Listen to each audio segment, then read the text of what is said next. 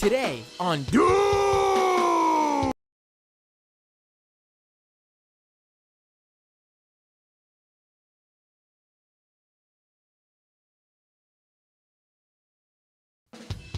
Today on Doomed!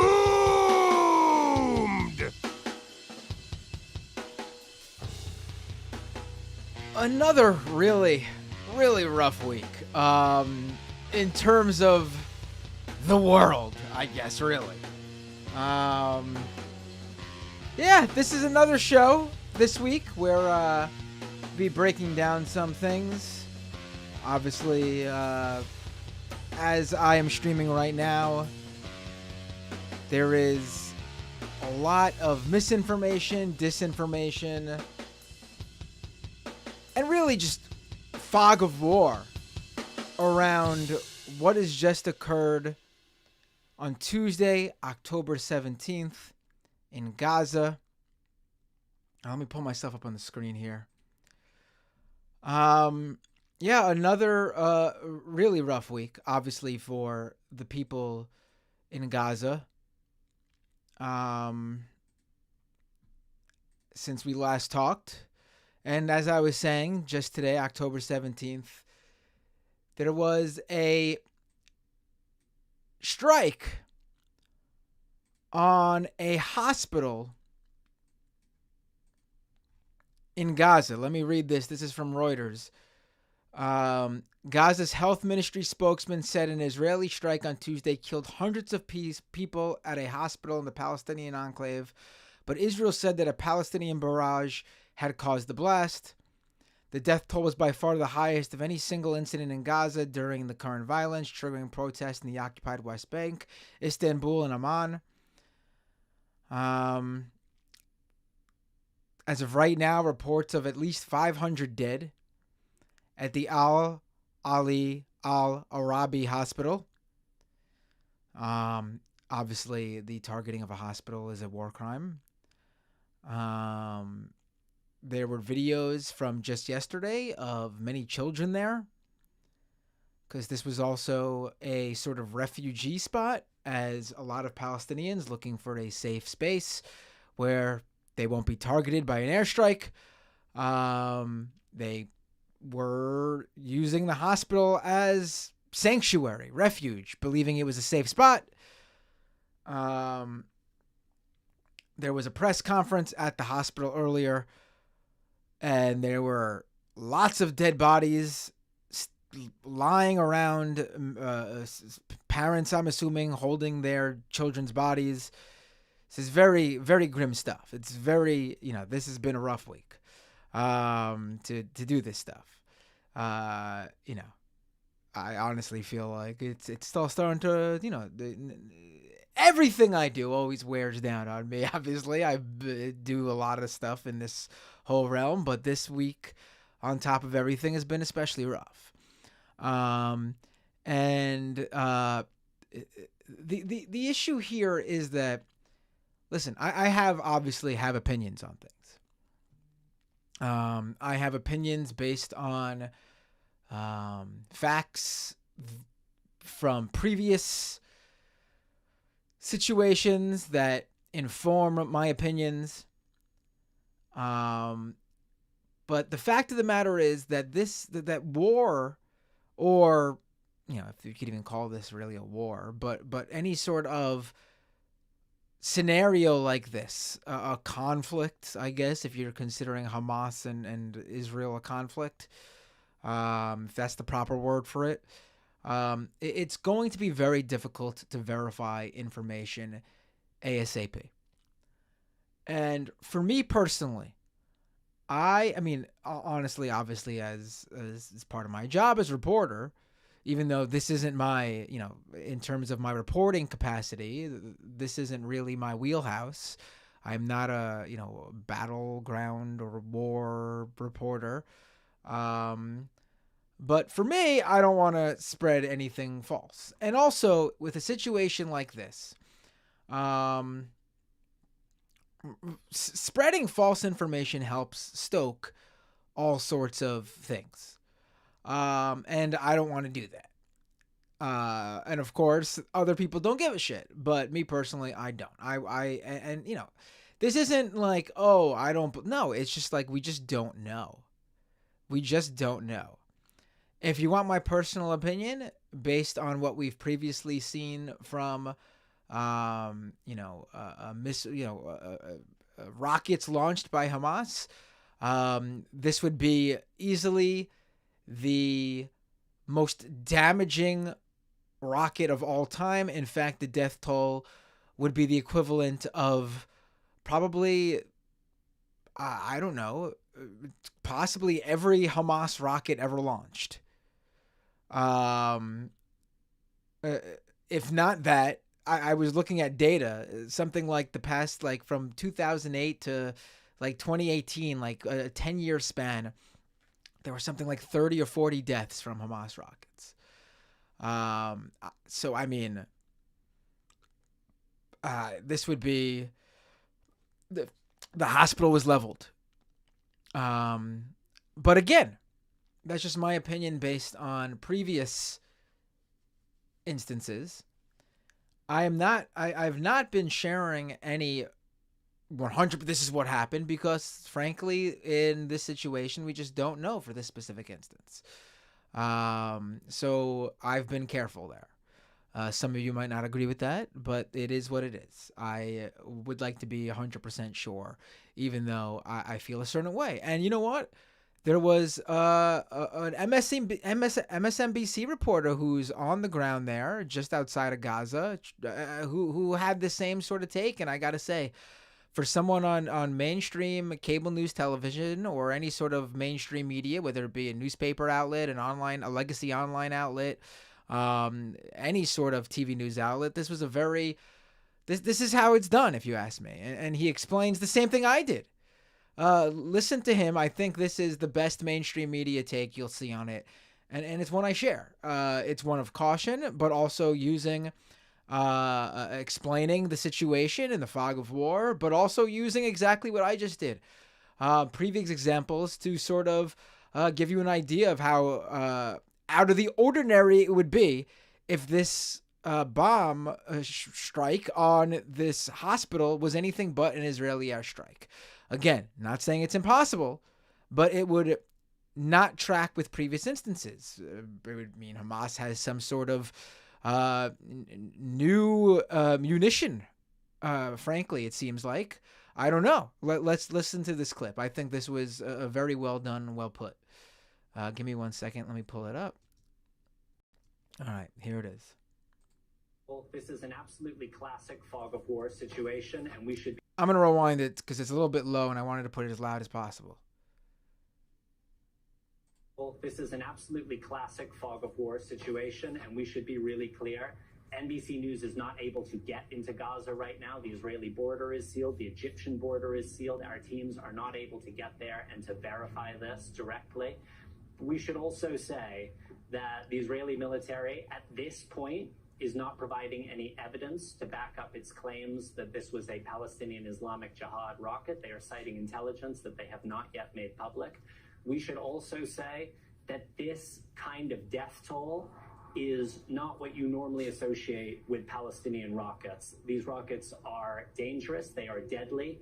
They do not tend to kill hundreds of people in a single strike in the way they do not tend to kill hundreds of people in a single strike in the way that Israeli high explosives, especially these bunker buster bombs that are used to target these Hamas tunnels under Gaza City, do have the potential to kill hundreds of people. And we should say finally that there are instances in the past where the Israeli military has said things in the immediate aftermath of an incident that have turned out not to be true in the long run. And the one example I'll give you is that when the Al Jazeera journalist Shireen Abu Akleh was killed in the occupied West Bank, the Israeli military initially said that she was killed by Palestinian gunmen, and it was only months and months later that they admitted that it was likely an Israeli soldier who fired the fatal shot. So, right. So, that was really well done. And that's how you report on these situations until we know for sure. He explained the initial reports from the Gaza Health Ministry. Then he explained the Israeli government's position. Because, listen, as a reporter, you report what the relevant parties involved are saying, but you must make it clear that that's what they are saying. This is their statement, their alleged version of events. Too often we see media not really word things properly, or I guess in some instances too, readers misunderstanding when a media outlet does it correctly. You do need to, as a reporter, get statements or try to get statements from every relevant party here. That does not mean you report one as being the factual historical record. And that MSNBC reporter did that very well. He went ahead and explained to give viewers a bit more context, so they're not walking away completely empty-handed in terms of, just one side said this, one side said that, you decide, because that doesn't really, viewers are not the experts here. And he explained that, it's on, obviously, the IDF to provide some evidence, which they haven't done yet. Doesn't mean it's not there, but they haven't provided it yet. It's up to, and then he explained how this doesn't line up with the damage done by Hamas rockets based on previous rocket attacks. And then he also provided an example of a reporter who was murdered. Really, that's what happened. She was killed, murdered by an IDF soldier. And for a long time, they wouldn't admit that they were responsible.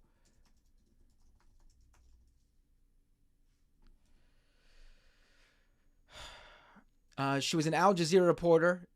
The MSNBC journalist said her name, Shireen Abu Akleh.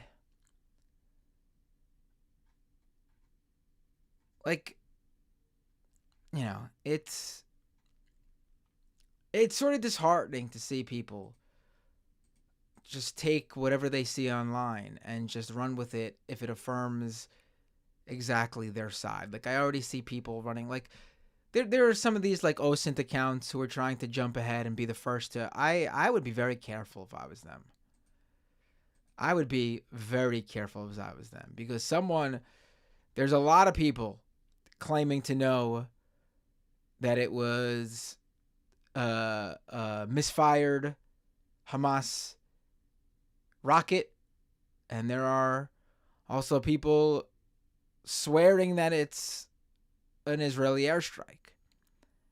And now it's one thing to give your opinion like I did and like that journalist did based on previous events, but to outright 100% be sure, I would be very, for this specific instance, I would be very cautious, because someone's going to turn out to be very wrong. And this is not like an oopsie, I got this one wrong, I misreported. This is the type of reporting that gets people killed. This is weapons of mass destruction level, which we all, maybe some of you were young and don't know. U.S. government lied to get us into the war with Iraq in 2003. Straight up lied about Saddam Hussein and involvement in 9/11 and them harboring these weapons of mass destruction, WMDs.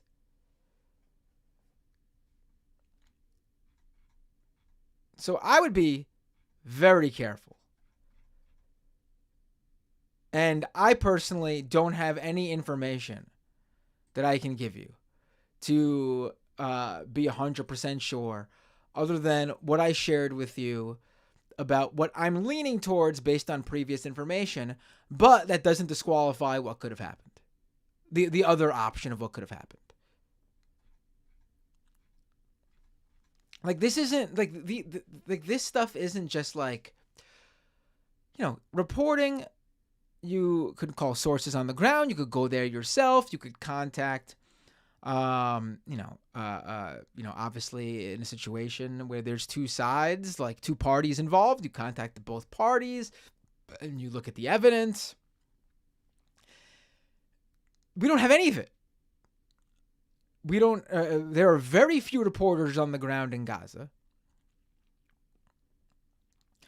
There is limited information right now about this strike because the experts who can go and collect evidence and look at evidence and do whatever needs to be done to understand where this strike came from, they haven't had the chance to do that yet.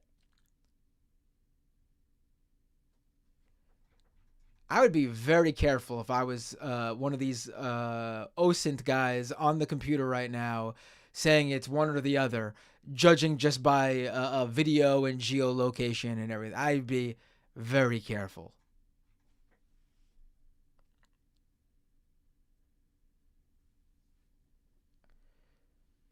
Because I gotta tell you, it has been super uh, disheartening to see online in the past couple of weeks.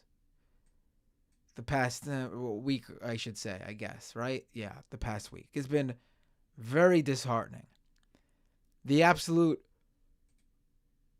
worst people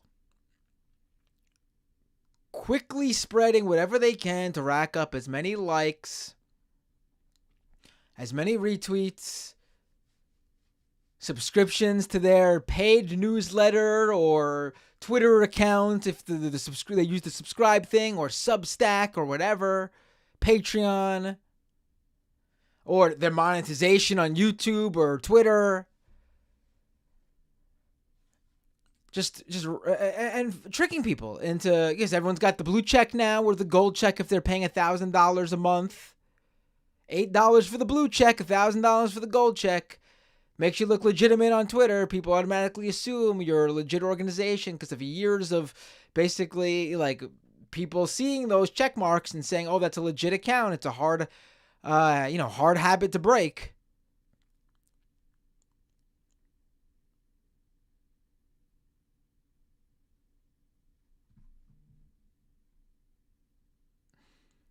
It's,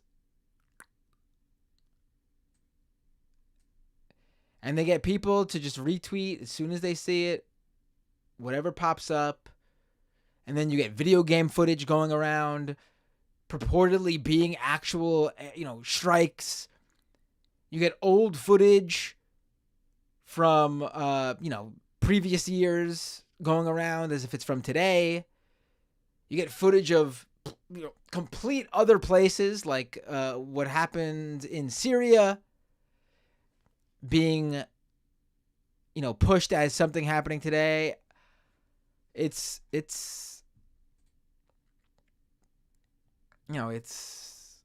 you don't want to be the one to spread that, because it's just going to result in something bad. The actual news and information is going to be bad enough.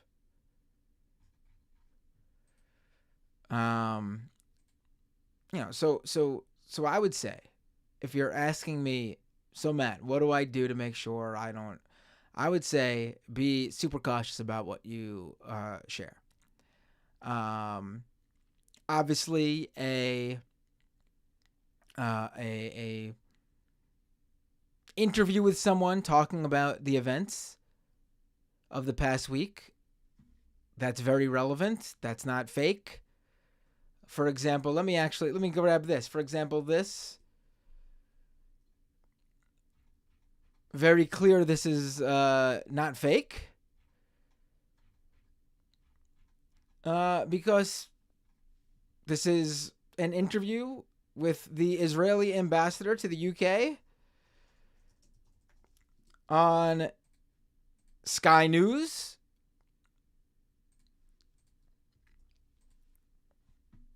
There's no question about when this was taken.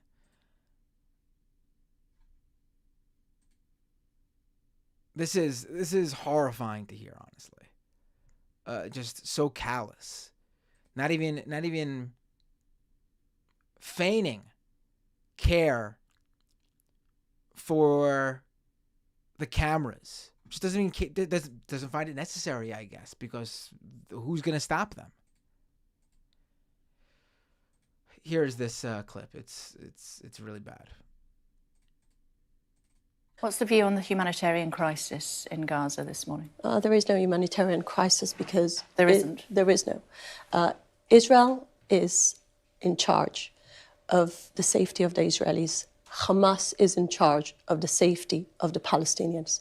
We've been showing pictures this morning that would illustrate that there is a humanitarian crisis in Gaza. Can I ask you something? Yeah. Are you a mother? Yes. What would you think if your children would have been executed in front of your eyes? Would you expect your government? All right, pause it. Let's go through this because this is frankly, I saw this was from yesterday. This is from October 16th, Monday, October 16th. This is Israel's UK ambassador on Sky News, and it is really. I'll pull myself in here. Let me. It is stunning to watch, honestly. Really, it is. It is something else. Let's play this clip again from the beginning. What's the view on the humanitarian crisis in Gaza this morning? There is no humanitarian crisis because there isn't. There is no. So the Sky News host asked about the humanitarian crisis in Gaza. There's without a doubt a humanitarian crisis. There's no dispute of that.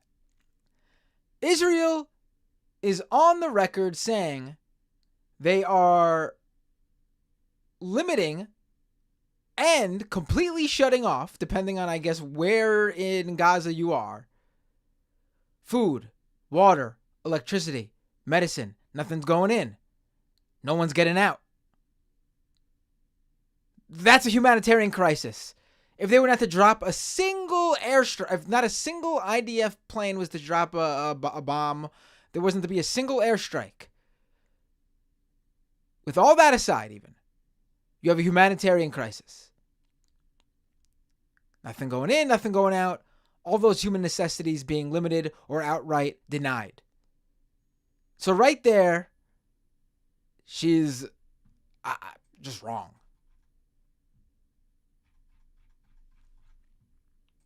Israel is in charge of the safety of the Israelis. Hamas is in charge of the safety of the Palestinians.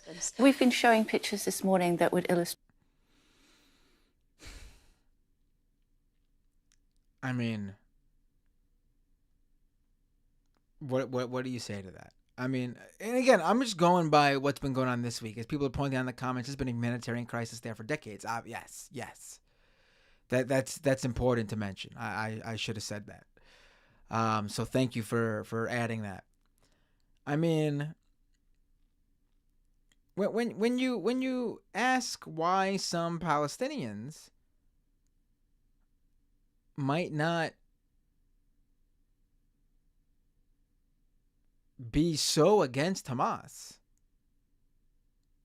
I mean, she's straight up telling you that Hamas is their responsible for their safety, their guardians. They're the equivalent to what the IDF is for Israel, what the Israeli government is to Israel. That's what Hamas is for them. I mean, if her point of bringing that up is that Hamas isn't providing that for them, I mean, there are plenty of governments, legitimate recognized governments by countries like Israel and the U.S., who purport to care for their citizens' safety and well-being, but don't. But the people, the citizens of that country, have no choice other than to trust in that government or whatever.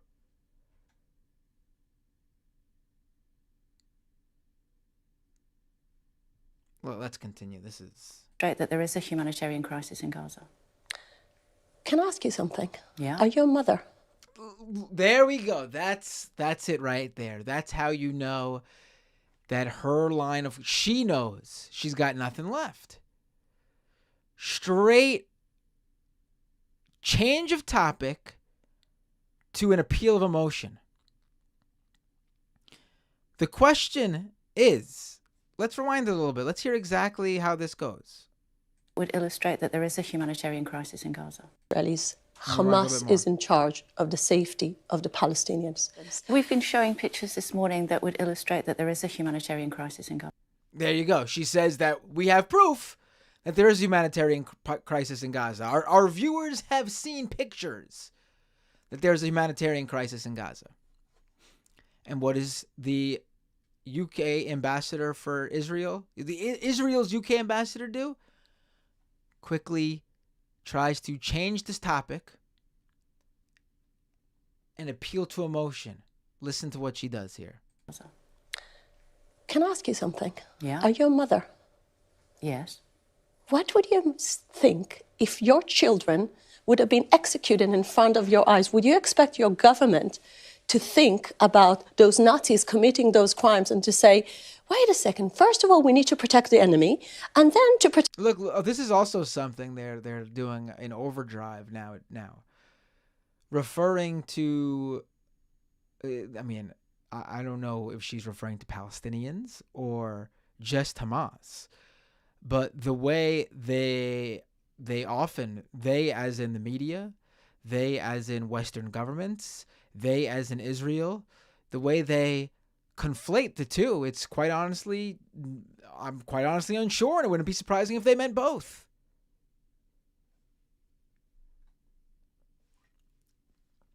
The attempt now to bring up Nazis, Nazi Germany, is also just insane. It's insane. These are completely different situations. I'm sorry, they just are. Protect my children. Your children come as priority to your prime minister. So we do have you been know that? We have been showing... Okay, so she's I don't listen, if God forbid something happened to my kids, you know what I definitely would not want? I definitely would not want innocent people to die in their name. That's 100%. And if that meant taking longer or not enacting justice on the individuals directly responsible for whatever happened to them, then so be it. Because it would be 100% worse to me if there were people to innocent people to die in their name. I honestly feel more comfortable saying about myself. If something was to happen, if I was to be killed in a terrorist attack, the absolute last thing I want is for there to be tears for others who died because of my death. I would not want a single family to go through whatever my family went through. I want that completely clear. So yeah, it's very easy for me to say as a father, I'm not a mother. Maybe fathers don't count as much. But as a father, yeah, I would not want a single thing to happen to someone innocent. And if that meant justice would take longer to be served or not served at all, then so be it. And so be it.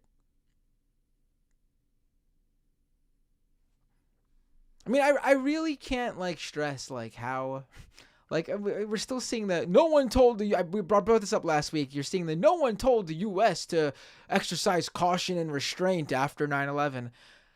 I still can't believe people think that's something to say and think they sound smart. A lot of people did. They just weren't listened to. And B, I wish they were. I wish we didn't do what we did because we basically fucked up the world from 2001 on. Nothing has been the same since.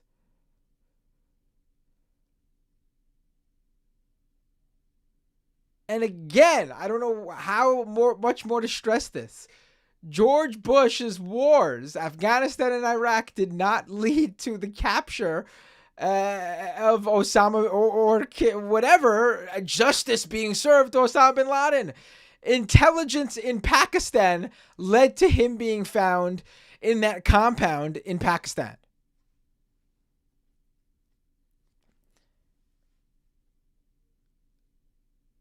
It is baffling to me. It is baffling to me.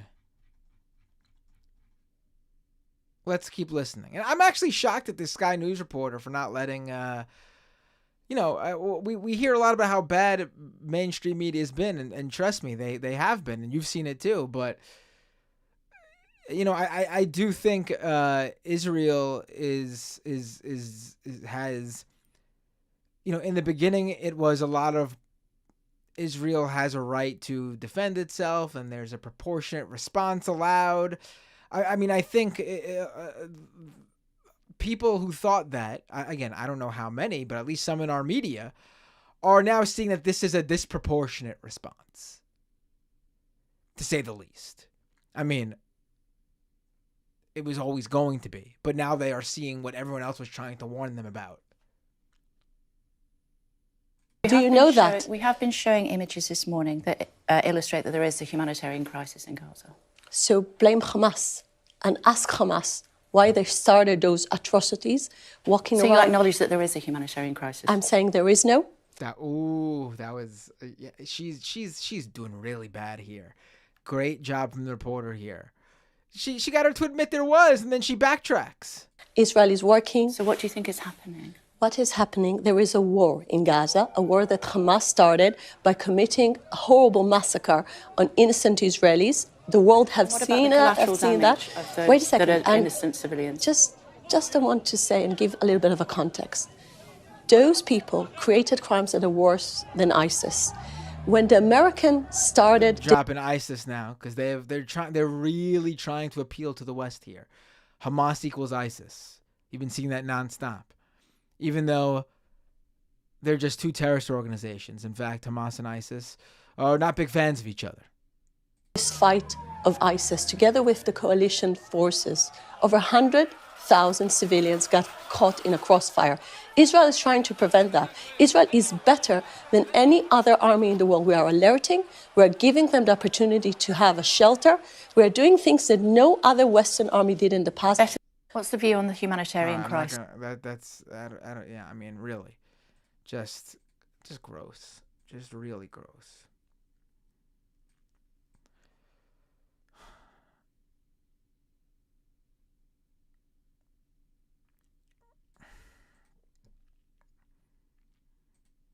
Yeah, I mean, it's bad. It's bad stuff.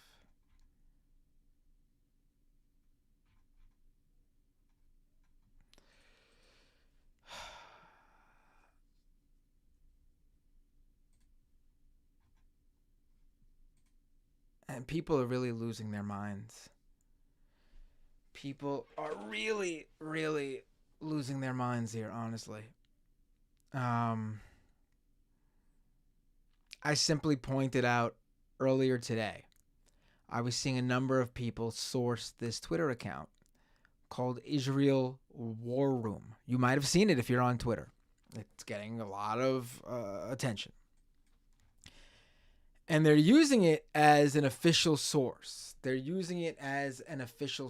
You have people, I saw a lot of people quoting their tweet, claiming to know what happened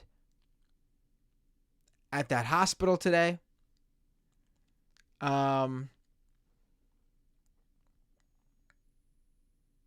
But the fact of the matter is, this Israel War Room account, I had to point it out. All I did was point this out.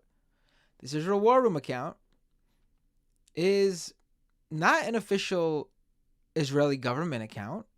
And my purpose here to point this out isn't that if it came from the Israeli government, it means it's correct. But no, if it comes from the Israeli government, you have an official on-the-record statement of what their position and claim is. It's not coming from a third party. But Israel War Room is a third party. Because the Israel War Room account is actually a US-based activist or advocacy, whatever word you want to use, group. They, that's all they are. They're like that Stop Anti-Semitism group based in the US that's run by a right-wing group that just focuses on attacking college students who speak out in support of Palestine or the Palestinians, or advocate for BDS as a peaceful way of resistance.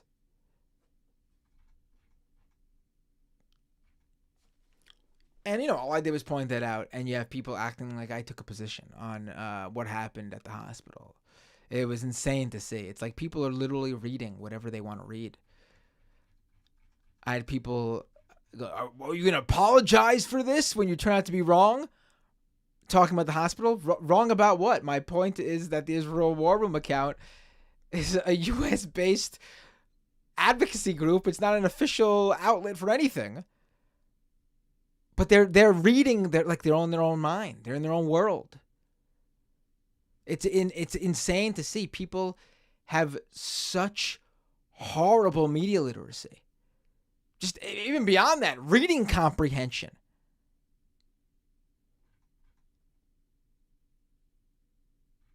Reading comprehension.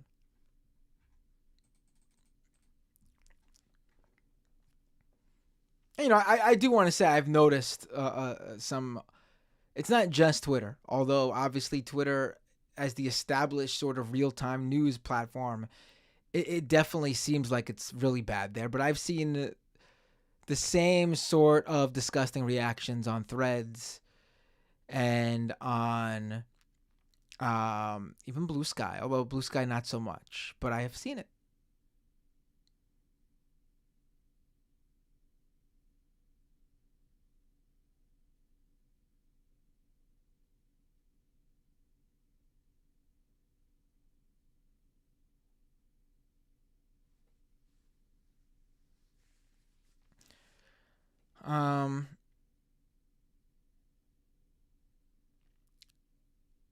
Yeah.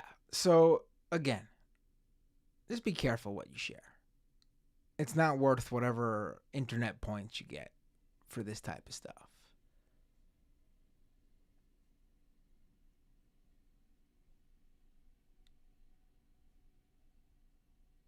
Check what the source is.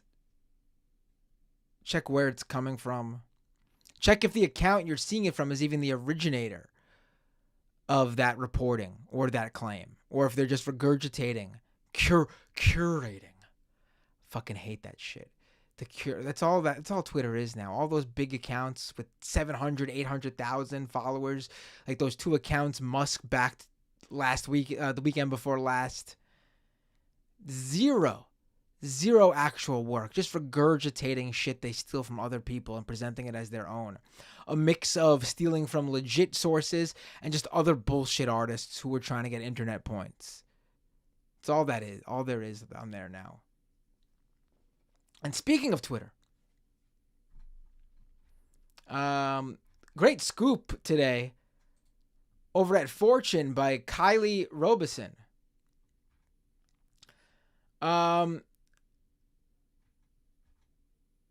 Twitter is currently testing a new program in New Zealand and the Philippines where new accounts will be required to pay $1 per year in order to post, like content, retweet content, do anything where they're creating something. They could, like, if you're just going to view people's stuff, read stuff on Twitter, apparently you don't have to pay the $1. If you want to retweet or post or like anything that adds content to your profile or the platform as a whole, you'll have to pay $1 a year. This is a pilot program. Obviously, they're using it to test out if they're going to do it everywhere. And then, frankly, I wouldn't be surprised if they roll it out to everyone, because their whole point and purpose for doing this is, according to Musk and Twitter, to stop the bots. Now, of course, this won't do that. If you're a regular Twitter user, you absolutely have seen that the vast majority of bots now are actually $8 per month paying Twitter Blue users. It's called X Premium now, excuse me. All I get now when I see spam and bots, for the most part, Twitter Blue users. Twitter Blue users. So, yeah. Yeah. And the funny part is, Musk said this, ironically enough, a couple of weeks ago in an interview with Netanyahu. And the media reported that he said he was going to charge all users. And then he tried to walk it back. And then his supporters came out and believed him and attacked the media that did report on it, saying they took him out of context and misunderstood. And now here he is doing the same thing that he said he wasn't going to do. Really, it's, yeah.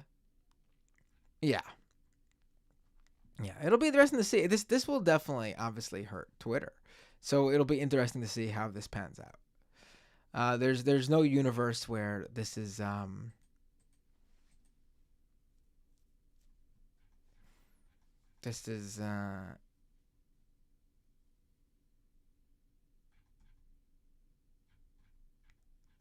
gonna hurt Twitter. And then, of course, it'll kill their user growth. And then whatever advertisers are still advertising on the platform will have less of a reason to advertise on the platform, because there'll be less people or accounts on here.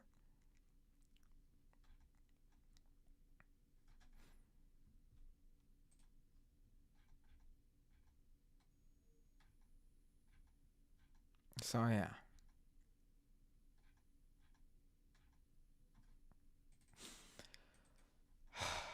This has been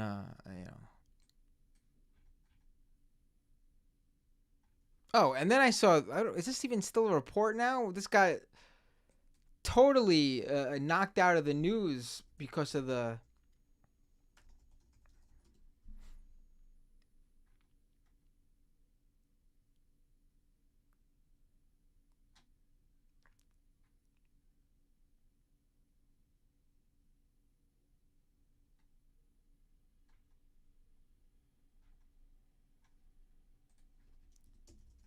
Where did I see this?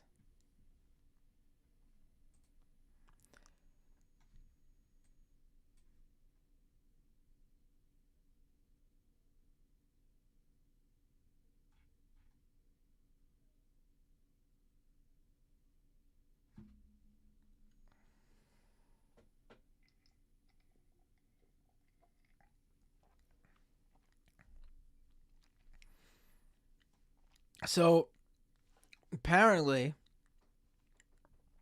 this is reported by NBC News. Hamas has expressed a willingness to release women and children it holds captive. The group acknowledged it does not have custody of all the hostages seized in the attack on Israel 10 days ago. A diplomat with knowledge of the talks and a former U.S. official briefed on the matter said. Talks between U.S., Israeli, and Qatari officials. Some of the hostages are held by Palestinian Islamic Jihad, another group based in Gaza, the official said.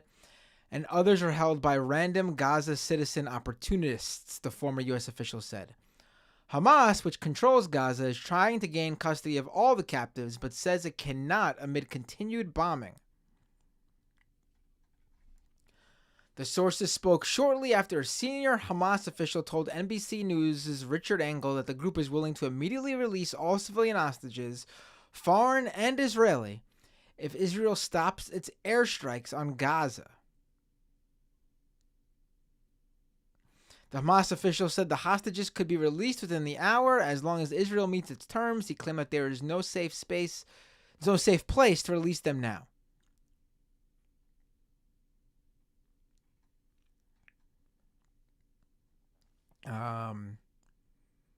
An Israeli activist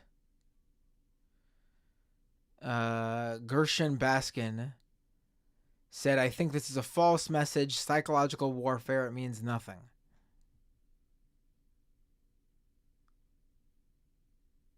I mean,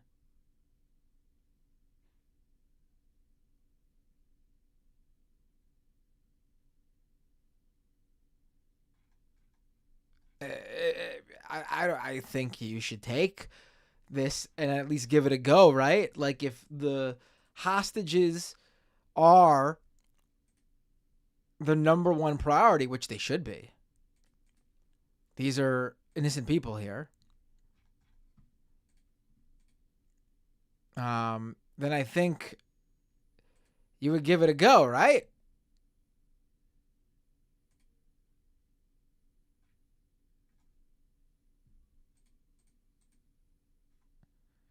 You would give them a chance to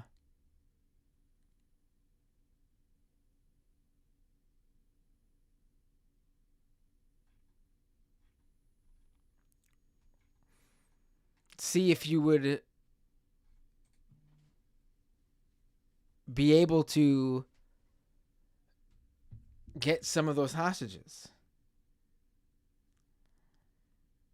Seems like a fairly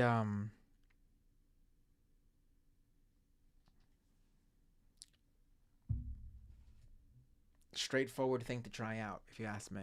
But what do I know? I mean, nothing's stopping you from going back to doing what you were doing if it didn't pan out. So why not give it a go? That is, if that's the real objective, or at least the priority.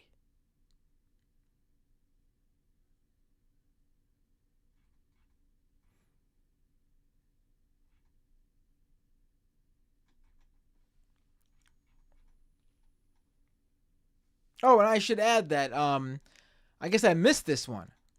The IDF first said that it was a Hamas rocket fire that hit the hospital. Now it is that group I just mentioned. Now they're claiming that it was the Islamic Jihad that are responsible. They changed the party of which they are claiming is actually responsible.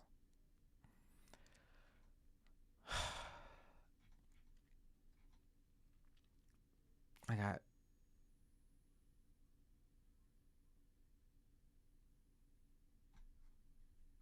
no idea what to even say to any of this, other than the information will come out. So I would be patient.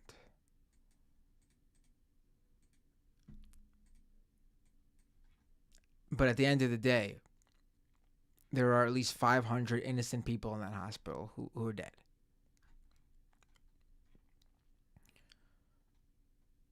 I mean,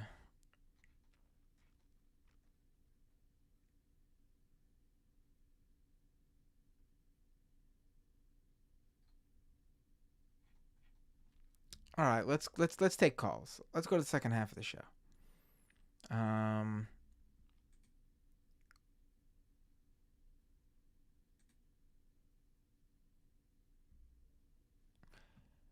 let's all right, no easy way to do this transition, so I'll just do it, folks. If you like what you see on this channel, consider becoming a monthly patron at patreon.com/mattbinder. Your support helps me grow this show. On top of that, if you are a YouTube live stream viewer and you prefer to become a member on YouTube, you can do that. You can just join on YouTube, become a monthly paying subscriber there. I get more on Patreon. The cut is larger on Patreon, but if you prefer YouTube for whatever reason you prefer it, I'm not going to complain. You can also drop your super chat. I'll read your super chats in the second half of the show. Twitch.tv/MattBinder for people who are Twitch folks. If you're an Amazon Prime subscriber, you get a free Twitch Prime subscription every month. that gets your favorite creator paid at no extra cost to you. If you're not using yours, please use it. Don't let it go to waste. Go to twitch.tv/MattBinder and give me your Prime subscription if you'd like. But even if you don't want to give it to me, give it to another creator you enjoy, because otherwise you're just giving more money to Jeff Bezos. It makes no sense. Why do that? Why do that?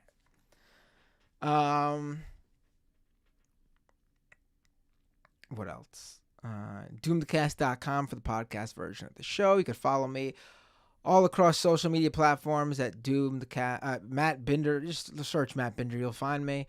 I'm tired. That's not the end of the show, people. Don't leave. We're going to the second half of the show where I'll take your calls. A lot more to come.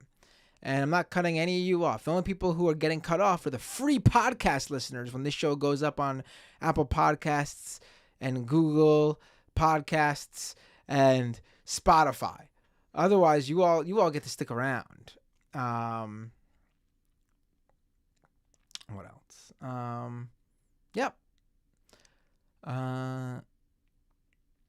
I'm gonna be. I've really been trying to get things set up to do more standalone videos, like how a lot of these other news YouTube channels do it. I was actually thinking about taking off a week last week or this week to just make sure I get everything set up. I have this camera I'd like to use that I haven't been using. I just need a day where I have time to reconfigure things here. But I thought this stuff is too important. I probably will just have to find time. I don't think I'll be able to take any sort of week off. It'll feel too. It'll feel it's the bad time to do it. So I'll be back on getting guests on and everything. That's why there hasn't been really a guest on in the past couple of weeks, because I was trying to figure out what was going to happen. Also, probably going to launch my newsletter. So if you're not already subscribed, there's a link on my Twitter account. It's going to be under a different name, but if you subscribe to that one, I'm transferring the subscribers from that one to the new one. And I'll probably launch a paid version of it in order to help grow everything. All the money gets pulled together to help me continue to do this stuff. I'll let you guys know more as it happens. So just tune in and stick around, and we'll go for this. We'll just follow what's going on together and go on this. What happens when it happens, right? All right, let's go take calls. You could call in via Skype. Search Doomed Live on Skype. I'm going to take a really quick break. Don't go anywhere. Reading your super chats and Twitch chats and taking your calls shortly. For the free podcast listeners, this is where I say to you, I will see you all next time on Doomed.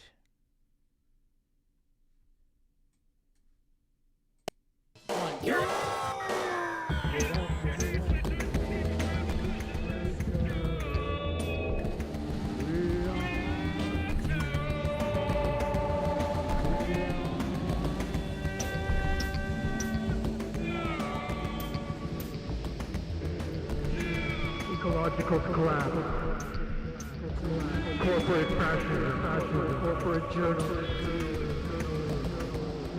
police brutality, voter suppression, austerity economics, education masses, rampant homophobia,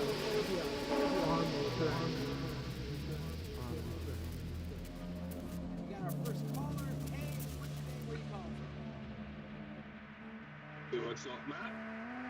Hey, You from Jamaica? Dave from Jamaica. How are you doing, my friend? What are we going to talk about today? I don't think you are exactly what you claim you are. I would say you're conservative. What makes you a liberal? I'm pro-Green New Deal. Are you? Yes, really? Absolutely. I have watched the show. I've seen you completely come out and get really mad at Alexandria Ocasio-Cortez for some of the things in the Green New Deal. You mean like free college for black people?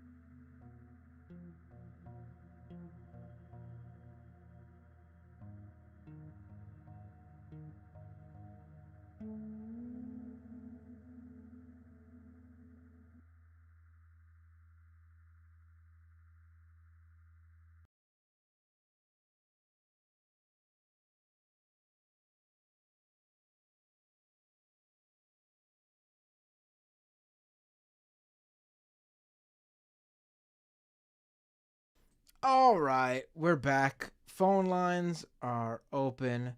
Let me pull myself back up on the screen here.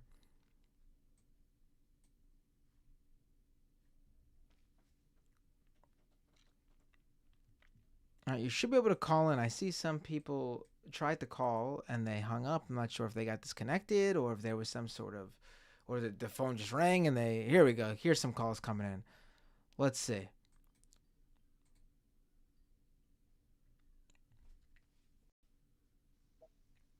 Hey, what's your name? Where are you calling from? Color of the night. Nice. Hey, how you Hey. doing? What's your name? Where are you calling from? Charlie from Washington. Hey, Charlie from Washington. I always got to ask. I know some of you are regulars, but it's just easier for me to just ask and you tell me. Because I don't know When I we was- see you. I don't know we see you right away either. Sometimes Skype is delayed in getting me your video. Could I pull you up on the feed? I just see that your video is up. Yeah, absolutely. And don't worry about that because I do the same thing for when I was working in food. You do the greeting and like, hey, how you doing? You know, and it would always take me a second to catch some of our regulars who are in there like every day because you just Right. it's just your brain is burnt. All right, and also I prefer. You never know. Someone I've had people call in on accounts that weren't theirs, and so it just makes more sense just to ask. So what do you want to talk about? A couple of light-ish things that have nothing to do with the current topic going on. So Friday I got to take the day off because I'd gotten to the dentist before and my tooth was hurting that morning, so I just took the day off. And in the afternoon it got better, so I went to do my errands, and I was listening to MR, and they brought on Matt Walsh, who was talking about he's bringing back that whole like mythology of you're gay because somebody molested you thing that they used to do in like the 90s. Like I have to listen to stuff when I go to bed, or I'm guaranteed to get weird ass nightmares. So I would listen to a lot of talk radio as a kid, and I'd listen to Loveline, who had Dr. Drew on there, and that was everybody who called in who was bisexual or gay or whatever. First question out of that motherfucker's mouth is, "Who molested you?" You know, uh, but so I was kind of stewing about that, and I get to the store, and since like July, there have been these guys out in front of our Walmart. It's like a couple towns over because we don't have one in my town. And they're trying to get these petitions for. Let's see. I took a picture of the little like Sharpie poster that they wrote on here. Where did I put it? But it's stuff like there it is. They want to lower gas prices. They want no state income tax. They want to repeal, and there's a like crossed out word. They crossed out the word gains and put capital gains tax. And they want to opt out of long-term coverage. I'm guessing for healthcare stuff, parental rights notification. The one that pisses me off the most, police right to pursue. And since every time I've gone into that store for like months now, I've been able to get past them without them, noticing me, because I'm not going to support that shit. So one of the guys sitting behind the table looking to get signatures for this petition, looks at me and goes, "How about you in the back, ma'am? You registered to vote?" And I just, like, in my natural voice said, "No, thank you." And I did that smile that girls do whenever they don't want to, when they're like, "I'm politely telling you to fuck off," smile. And the look on his face was priceless. It's fucking hilarious. But yeah, these guys have been at it for like months and months. And this is, again, blue state. So, just a casual reminder for anybody out there. Like, if your state's a blue state, it's not necessarily a solid blue state. It's usually like 1 or 2 points that it's blue. Yeah. But it's kind of nice too, because I have one of those flip phones. So I was able to take a picture without looking like I was taking a picture. I love that spy shit. I think it's fucking hilarious. But yeah, that's the second time somebody gendered me correctly in public. Oh, I didn't even ask for it, I mean, I didn't ask for it. but yeah, I thought that was amusing and also worth putting out there. If you are in Washington and you see these guys looking for petitions, don't sign that shit. There are stories about how bad Seattle police are. I mean, they're police. So, oh, and Anne sent you the resized emotes for Twitch, and she's got a banner that she sent to you in Skype. She like did? Let me check. Yeah. Actually, I should send you a picture of this on Skype so you can show people. Oh, okay, I see that. I see them now. I think it's just funny. But yeah, that's all I really wanted to call in and talk about. I just thought that was kind of funny.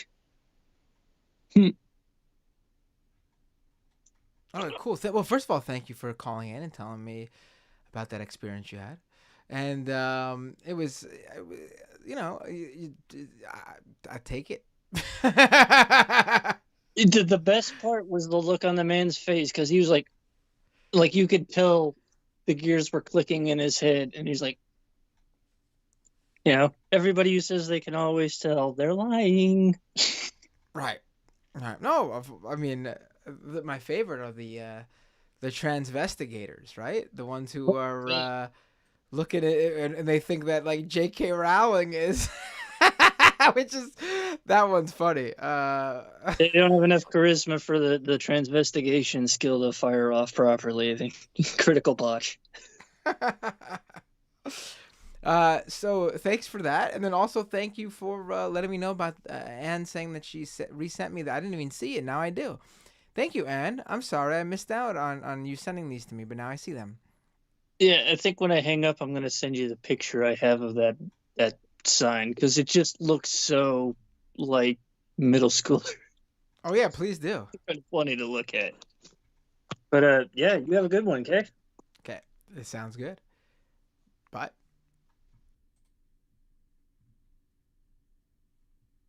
All right, let's go back to the phones.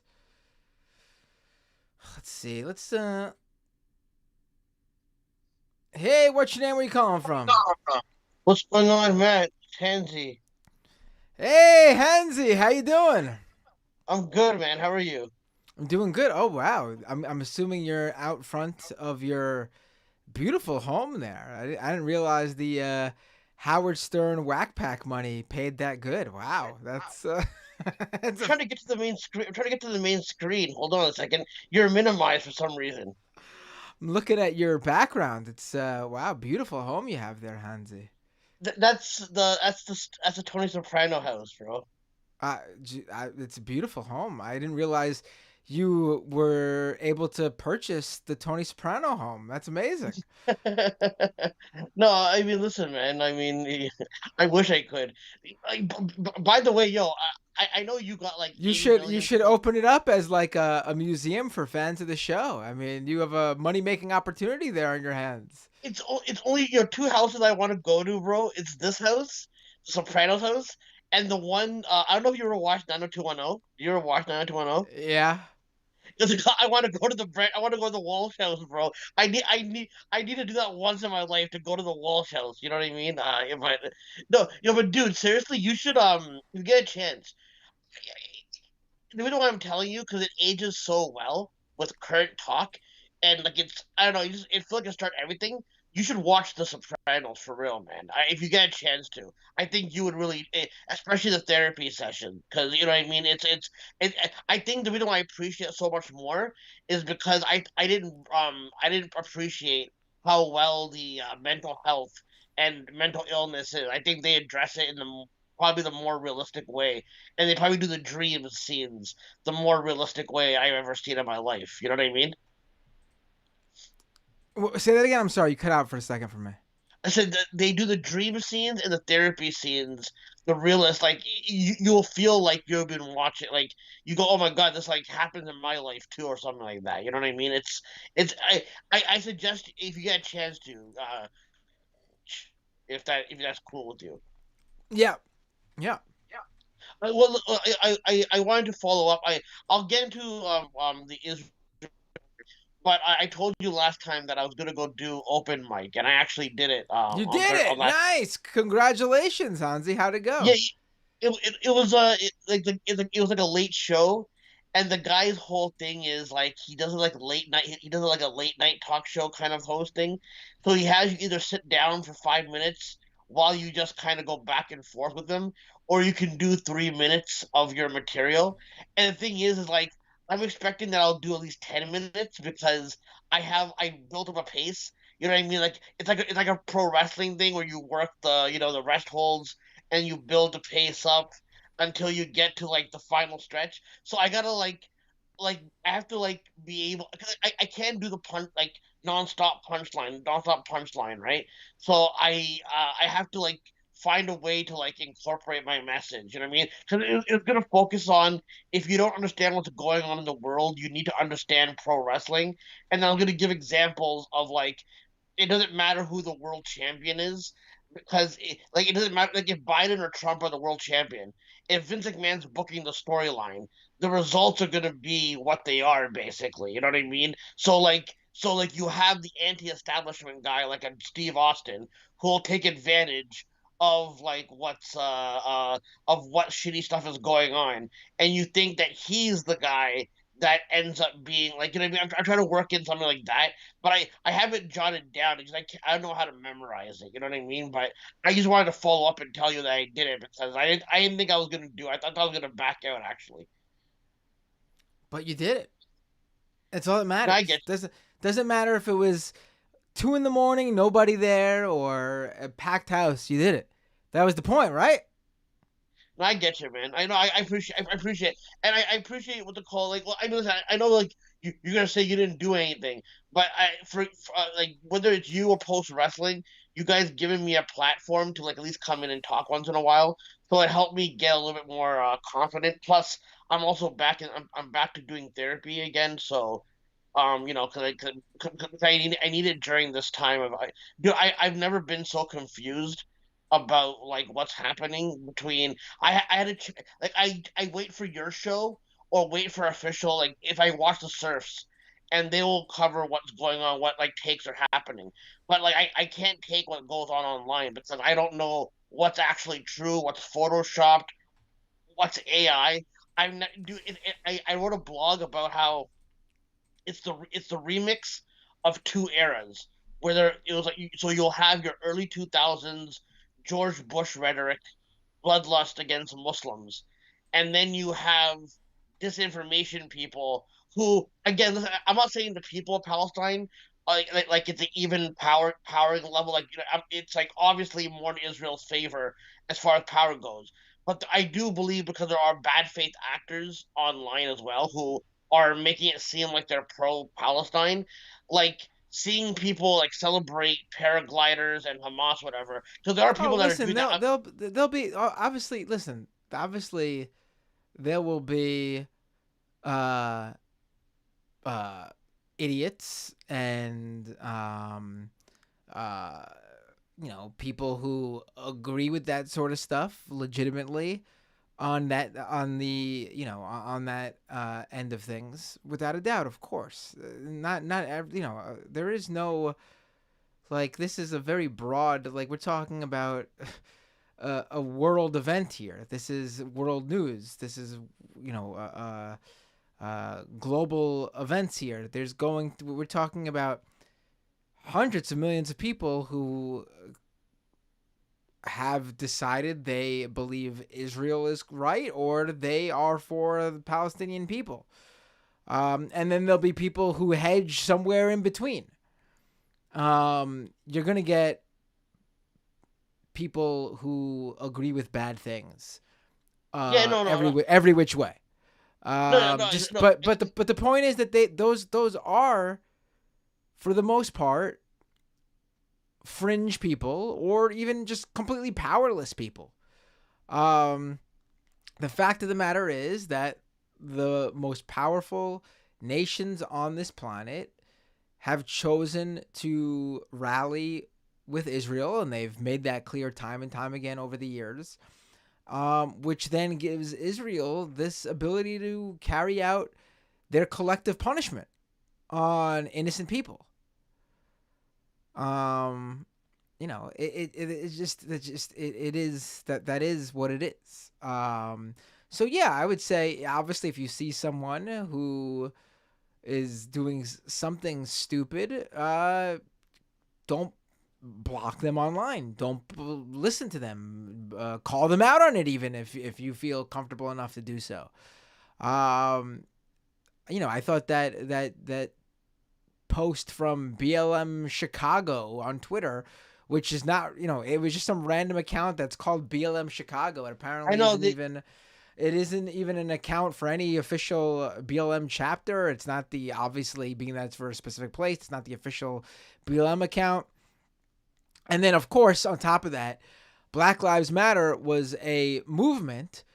There just happens to be the organization that, like, helped kick off that movement, but the movement is completely separate from the organization. And people were doing everything possible to take that one account and conflate it with the entire movement, and it's just not. I wasn't out there saying Black Lives Matter because I support some group run by a few people and wanted people to give them money. No.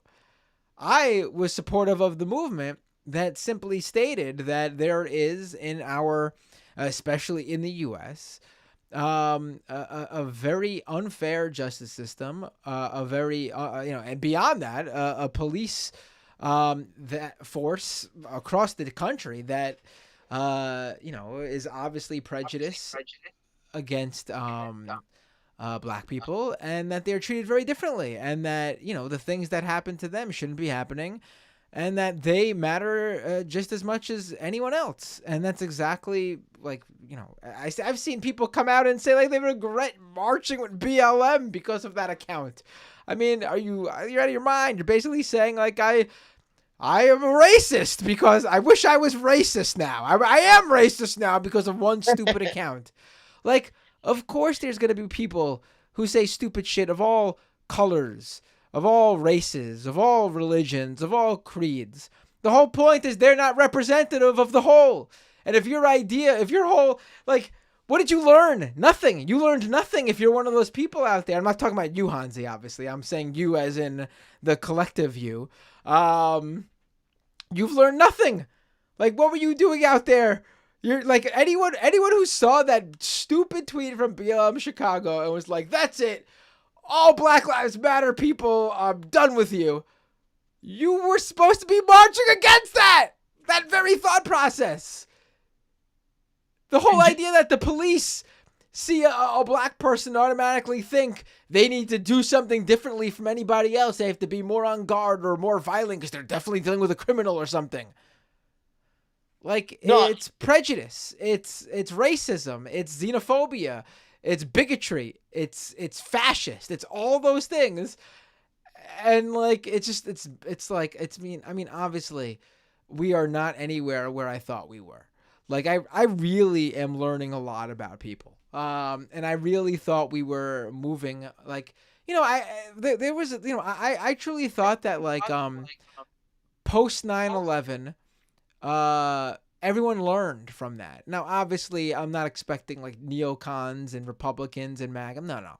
But I thought, like, most Americans at least now, came to the conclusion by now that what we did after 9/11 was wrong, and that our government lied to us, and that I mean, we saw Democrats cheering this very thing when they voted for Obama.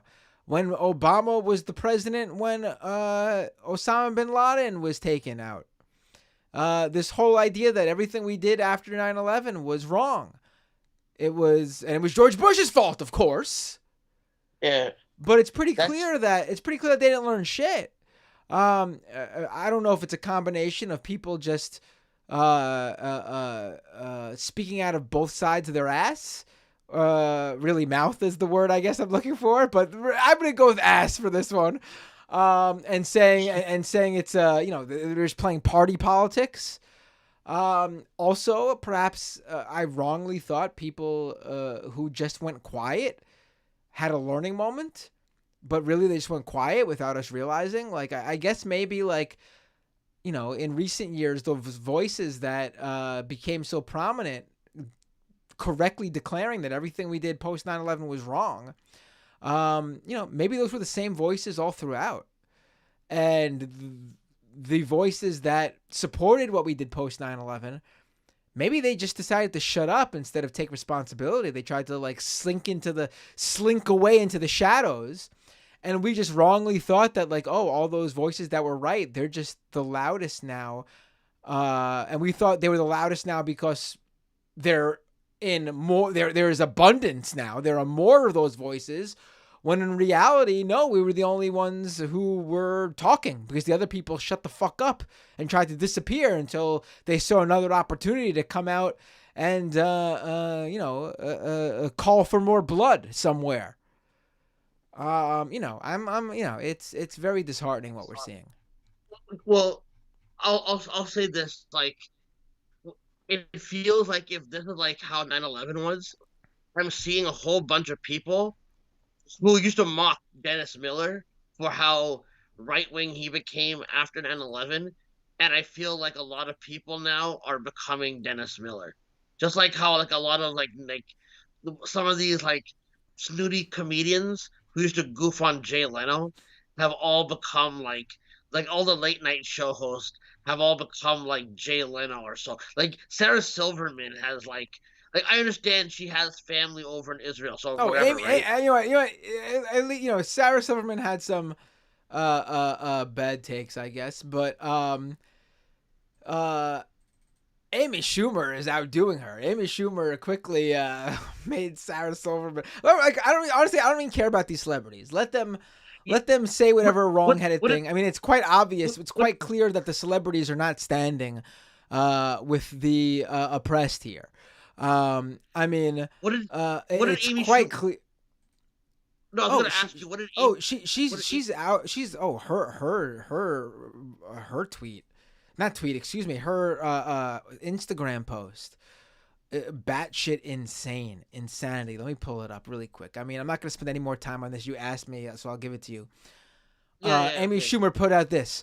First they came for. She did exactly what we just spoke about. First they came for LGBTQ, and I stood up because love is love. Then they came for immigrants, and I stood up because families belong together. Then they came for the black community, and I stood up because Black Lives Matter. Then they came for me, but I stood alone because I am a Jew. I mean, Are you give me a break. Give me a break. The vast majority of the Western world is standing with Israel, for one. Second of all, no one is not standing with Israel because of Judaism or them being Jewish. The people who are speaking out against what's going on there are speaking out against the Israeli government and their actions, against what the country of Israel and the people in power there, like Netanyahu, have done to the Palestinian people, and because they just don't want to see innocent people die. I mean, no one is it's so deranged. It's deranged. It's truly deranged.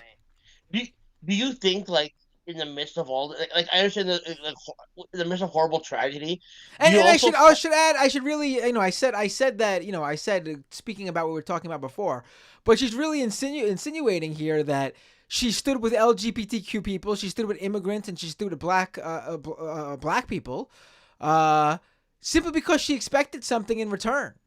I guess that's what it sounds like to me. even though There was like some sort of quid pro quo here or something, instead of just doing it because it was the right thing.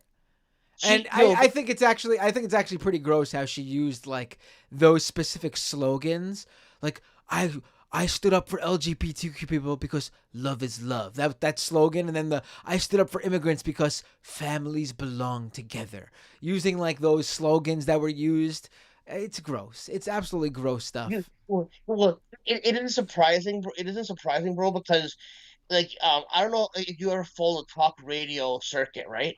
But a lot of these comedians that have come from the Howard Stern or Opie and more so the Opie and Anthony pipeline. After Howard Stern became more like kind of liberal after like he was like pro like going to the Middle East, but then when the whole FCC came down, all of a sudden in 2004 he became anti George Bush, and his whole slogan was "Join the Revolution" and all that kind of stuff. So it felt like the Opie and Anthony pipeline. They were the ones that took over the more conservative thinking people who thought Howard was too much of a liberal for or being woke, whatever, went to there, and that's where Amy Schumer and all these other comedians, like from her ilk, have basically come from. She never really stood for those things because she was aligning with like Opie and Anthony, who are like literally always sophisticating and doing what like all the Ben Shapiro stuff, Matt Walsh stuff. That's basically what Opie and Anthony were doing in the 2010. Like if you go back and look at some of some of their discussions with Patrice O'Neill, where they would go like Patrice O'Neill, he's such a good comedian. He had to like deal with all these right wing comedians like Opie and Anthony and Nick DiPaolo, Jim Norton, and all these guys who would pile on him whenever he had to defend black people and stuff like that. So it's like those shows remind me of that. And it's not surprising that Amy Schumer is going back to like that kind. I don't even think these people are actually really liberal, bro. I think some of them pose as liberal. I don't know. Did you hear did you see what Bill Maher advocated for when they're talking about how like the students that were again he was generalizing all the students of being pro Hamas. So when you find out that he goes, oh, they're gonna be blacklisted from ever getting a job, he basically the guy who cries about cancel culture all the time, that makes it his whole entire gimmick. He's applauding that these people are not gonna find a job because they were pro-Palestinian, and he is making it seem like it's like they're all pro-Hamas. And then he had this token gay dude on who like does neoliberal shit too, James Kirchick or something like that. He looks like Kirk Cameron dressed as a mouse. He was like going off about like I, he was just going off about how he was comparing what was it? He was comparing um that he's like the civil right. He goes, if you're talking about the civil, if you're going to compare Palestinian life to civil rights, the civil rights nobody ever got violent. That was a peaceful march. It's like, dude, do you not understand fucking history? Like that wasn't peaceful. Like you know what I mean? And I support the civil right movement, but not why does everybody always have to act like it was not violent at all whatsoever? The Oh, resistance was because not. it helps them rewrite history and then act like whatever movements are current are not following along the most successful, civil rights movement of all time. Like, in the U.S. at least, the idea that this country was basically founded on the backs of slave labor and slavery, and over obviously a long amount of time, but I guess they're trying to act like, oh, but look, we were able to move forward in such a large way, where black people in this country are now technically seen as equals, and they didn't look at that accomplishment there. and they didn't need to do anything that these groups are doing now. That's what that's all about. The same thing how they try to gain claim ownership over the words and actions of Martin Luther King. Like Acting like bastardized. acting like he using a few lines of his "I Have a Dream" speech without listening to anything else he said before or after, or even the rest of the speech. Like that specific speech, even. I mean, it's and these are the people who, when he was alive, when they couldn't do that because he was there to speak for himself, they did not. They were not fans. I mean, it's this is how they try to distort what's going on, frankly. Are you, what's it called? Before I go, I talked to you as a night when it happened, the whole MJF and the roll of quarters thing. Did you watch the clip, or did you like dissect? Like, did you like I take it have in? seen it. I did see that it became a bigger thing and people were really upset with MJF. I mean, he's fine with it. I mean, he's really. I mean, again, I don't know what else to say. I don't think it's a problem. Well, You know, I was gonna ask. I was gonna ask you. Do you think like here's the thing? I don't mind heels being heels, bro. I really don't. I think heels should be doing hateable and racist, misogynist things. The thing that I hate is that people that you can't have socially conscious people to push back, like not beat the guy up. Like you can like I would want a racist character because I would want to disarm all of his stuff in a promo and basically throw it in their face. Like I think you can do that. It's just sometimes like for example, like MJF, he will like here's one thing I have an issue with. He'll refer to himself as the devil, which is like you're already adding to anti-Semitism because people think your people are the devil, and he'll go out there and proclaim, "Yeah, my people are the chosen people," whatever. Right? That's a heel. You know what I mean? But it's like anyone else that comes out, like you can't like go like if me the Muslim went out there and said my people are the chosen people would be calling the police on me. You know what I mean? So I also think he adds to the anti-Semitism a little bit. But do you think that like you could mm, in a realistic way? Do you think you could do characters that do push back against racism, misogyny, homophobia, and all that kind of shit, like in a realistic way? 'Cause I wouldn't mind these topics being explored. It just I don't think people are ready because WWE has done a horrible job, like the Booker T and Triple H shit. You know what I mean? Like people have done a horrible job with not having the person who's a minority ever push back. You know what I mean? yeah, no, I mean, I think that the angle they're doing is fine, especially being that he is actually, a Jewish person, and there's obviously going to be that payoff where there's a message. There was, I think a good example is that Triple H Booker T WrestleMania feud, where Triple H basically said to Booker T that you won't be champion because you're black. You remember that feud? Yeah, no, Like I he think so. basically said you can never become this because of who you are, because you're a black man. And that storyline was fine. If the payoff is that Booker T then defeats Triple H, and the message behind that to viewers is that the heel Triple H was wrong, and obviously Booker T, as a black man, could become champion, and he does. But they didn't do that, and that's why that storyline sucked. Because Triple H defeats Booker T at the end of that feud at WrestleMania. Meaning Triple H, like, so that the message of that story is Triple H was right. And that to me is storyline gone wrong. You're right. It's a racist message you're pushing. This Like MJF thing, where it is right now, I disagree with anything being wrong with it. If the payoff has the right message, it's fine. I mean, television, for as long as it's been around, has used real world, like scripted television has used real world, real life events and based fiction off of it. I mean, that's what Law and Order entirely is.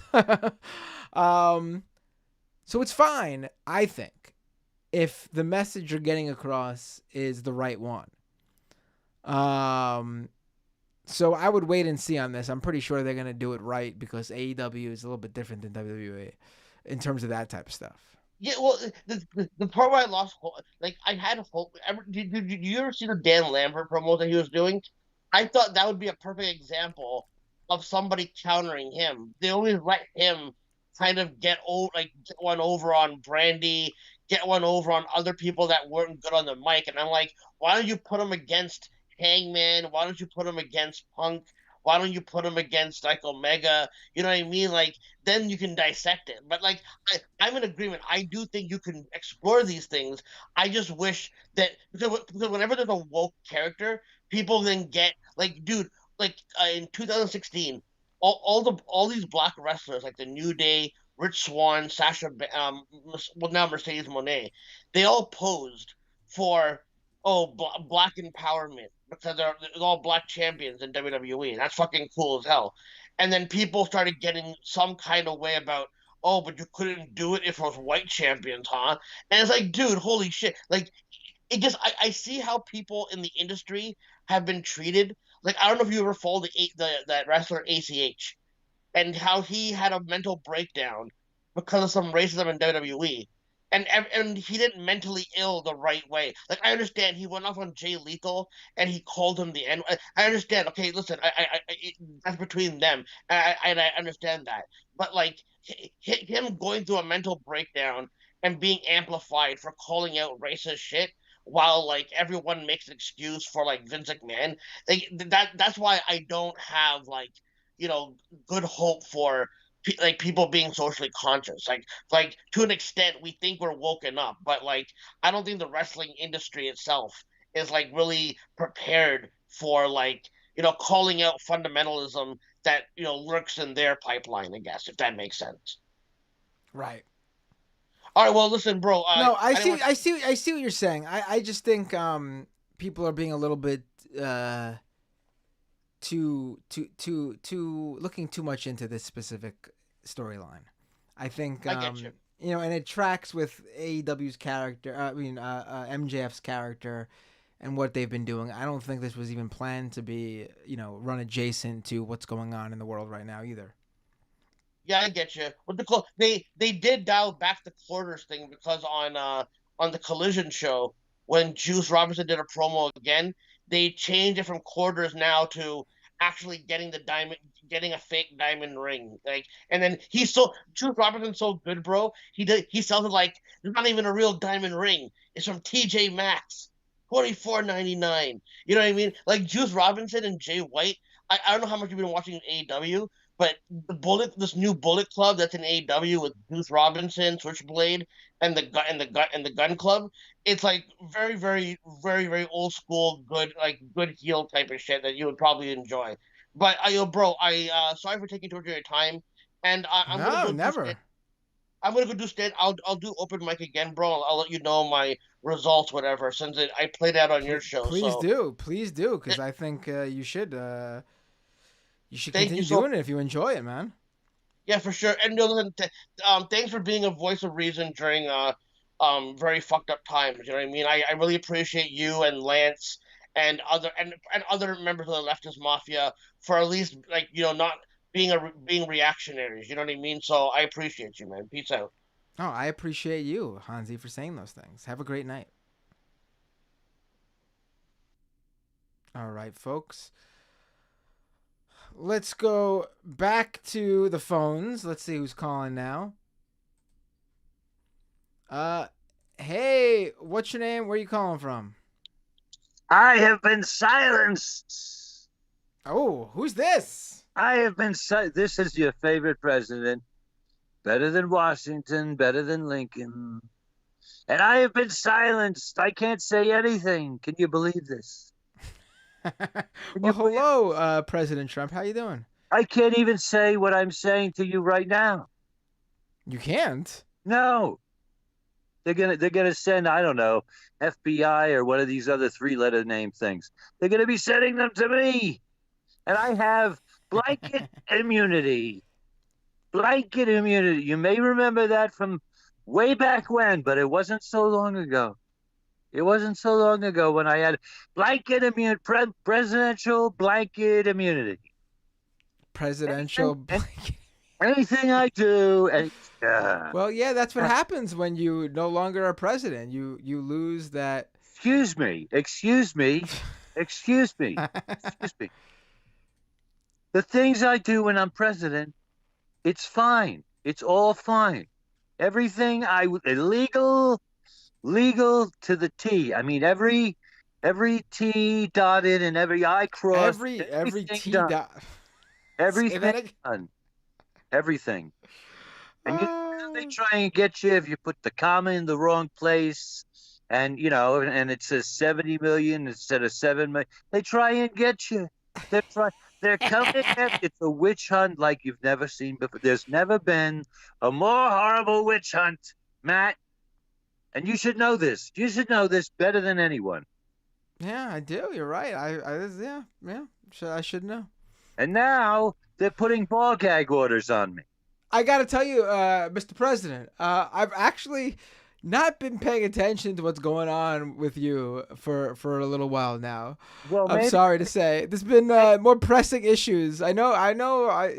It's weird because I see people on my online talking about your court appearance, and I see people talking about the Speaker of the House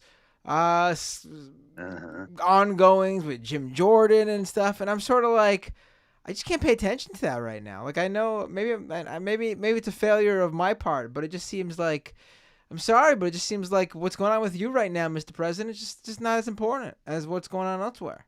look. I'm fighting for you, Matt. You are. I'm fighting for you and every other American. The only reason they haven't come after you yet is because I'm standing in their way. Oh, really? Standing in their way, preventing them from getting to you because they're coming for you next. They want to come for you very strongly. And I'm standing in their way. That's why they're trying to indict me and all this other garbage and all this ball gag orders and all these other things that are happening. It's garbage. It's horrible. It's terrible. It's a disgrace. It's a disgrace. Let me tell you something. Yeah, it seems. I would use the word disgrace on this topic, but I don't know if I'm using it for the exact same thing that you. Let me tell you. I'll tell you, Matt. It's a disgrace. It's a horrible, terrible disgrace what's happening to me right now, and it could be happening to all of America because they don't have blanket immunity like I do. But I understand. You're not paying so much attention to Trump. It's okay. That's all right. I'll come back to you in a little bit. I promise. That's okay. Donald. That's all right. All right. Trust me, you'll be the apple of my eye in due time. I'm sure you'll be very relevant very soon. I'm looking very good these days, I might say. I might add. Oh, I've seen some photos. Good is one way not to describe it. You're looking a little bit worn out and tired, sir. You know, I said Hillary didn't have the stamina. The stamina. She didn't have the stamina to be president. And I have the stamina. Do you? I stay up till 4 a.m. truthing, telling people all my thoughts, and confessing to many crimes probably, but I don't concern myself with that because I was president, and therefore I have presidential blanket immunity. Okay. Now, Melania's calling. Something's wrong with the sink. I don't know what Can you say what is that thing you have on you again? What is the thing that they blanket immunity? But that's one of them. But there's another thing that they put on you. Oh, a ball gag order. Ball gag order. All right. I guess. That's a good one. I can't even talk to anyone. No, I'm not allowed to talk about anything. A ball gag order. Interesting. Ball gag order. It's horrible. It's terrible. Sure you're not conflating two things there, Mr. President? Me? Me get something wrong? I don't think so. I don't think so, Matt. All right, you have a great. Wait, before you go, can you say that one more time? What is it? A what order? It's a ball gag order. Can you explain to me what you think that means? It means I can't say anything. That you mean a gag? You mean a gag order? You mean a gag order? No, a ball gag order. Do you know what a ball gag is, Mr. President? It's almost like they're putting something in my mouth to prevent me from talking. This is horrible. This is terrible. It's a disgrace. You will have a country no more. America will be lost. Somebody said they put an air tag on it so it would never be lost. I don't know what that means. On your ball gag order? No, I'm not on the ball gag order, on America, because we're losing America. It's going to be gone. We'll have a country no more. Gone. Absolutely wiped away like it never existed before unless Trump is elected in 2024. So donate now. And thank you so much, Matt. You have a great night. You too, Mr. Trump. Mr. President, I should say. Always a pleasure when we get a call from one of our leading presidential candidates, whether that be Republican candidate Donald J. Trump, former president of the United States, or newly crowned independent candidate RFK Jr. I would love other candidates to call in. All right, let's go back to the phones. I'll take a few more calls.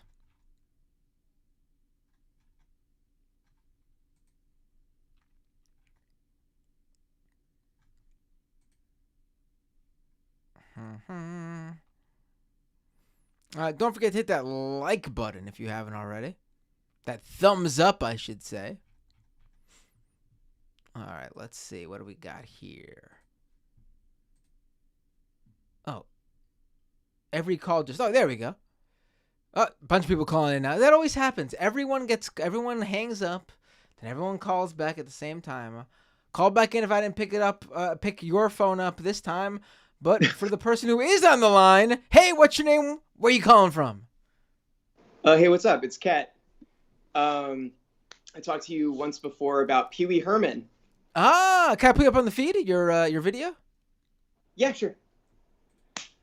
How you doing? Oh, you got a doggy sitting next to you. Yeah, this is Tortellini. Oh, he that's made a the cute stream dog. last time. That's a cute dog. Yeah, he's mildly famous in his own circles here in Portland, Oregon. But yeah, dude, so much heavy shit going on. But yeah, I always choose like goofy nights where there's like maybe something else to talk about, or just to divert from the usual shit show that we all are forced to live through. Today is Edge Day. Is it? It is. It is the official dumb, silly, ridiculous straight edge holiday commemorating it was a show. It was like a fest, I think in like 99, 2000, 2001, something like that. But seems a little bit too recent. Around. That seems too recent. No, it was around then. It was a show in Boston where like American Nightmare played, and it was a whole thing, but somehow it became sort of enshrined where even to this day, I see little posts on Instagram being like, oh, happy Edge Day. And so knowing that you two are a straight edge nerd, I figured I'd be like, oh, you know what? I could call in and ramble about punk rock for a couple minutes. I didn't even know today was Edge Day, so I thank you for calling and letting me even know. There you go. You have a reason to, have a Shirley Temple and, maybe confuse a bartender. Cause I've definitely, it's too late to go to the bar now it's almost midnight here. It's almost midnight in New York. Fair. Well, you could have a delayed celebration, of course. You could always go to happy hour and right. Sure. Yeah. Order a Roy Rogers, and then someone be like, wait, how old are you? Like, what's in that again? I could go I could celebrate post Edge Day, which sounds like something else, but that would just be tomorrow. Well, just to go just listen, you just have to, instead of listening to straight edge hardcore, you'd have to listen to straight edge post hardcore. Right. So you just like switch it up slightly with those those bands that happened 10 years later. Um, but yeah, man, thank you so much for you know, all the work that you and you know, the good online lefties continue to do, and just, you know, help all of us sort of maintain some sort of grip.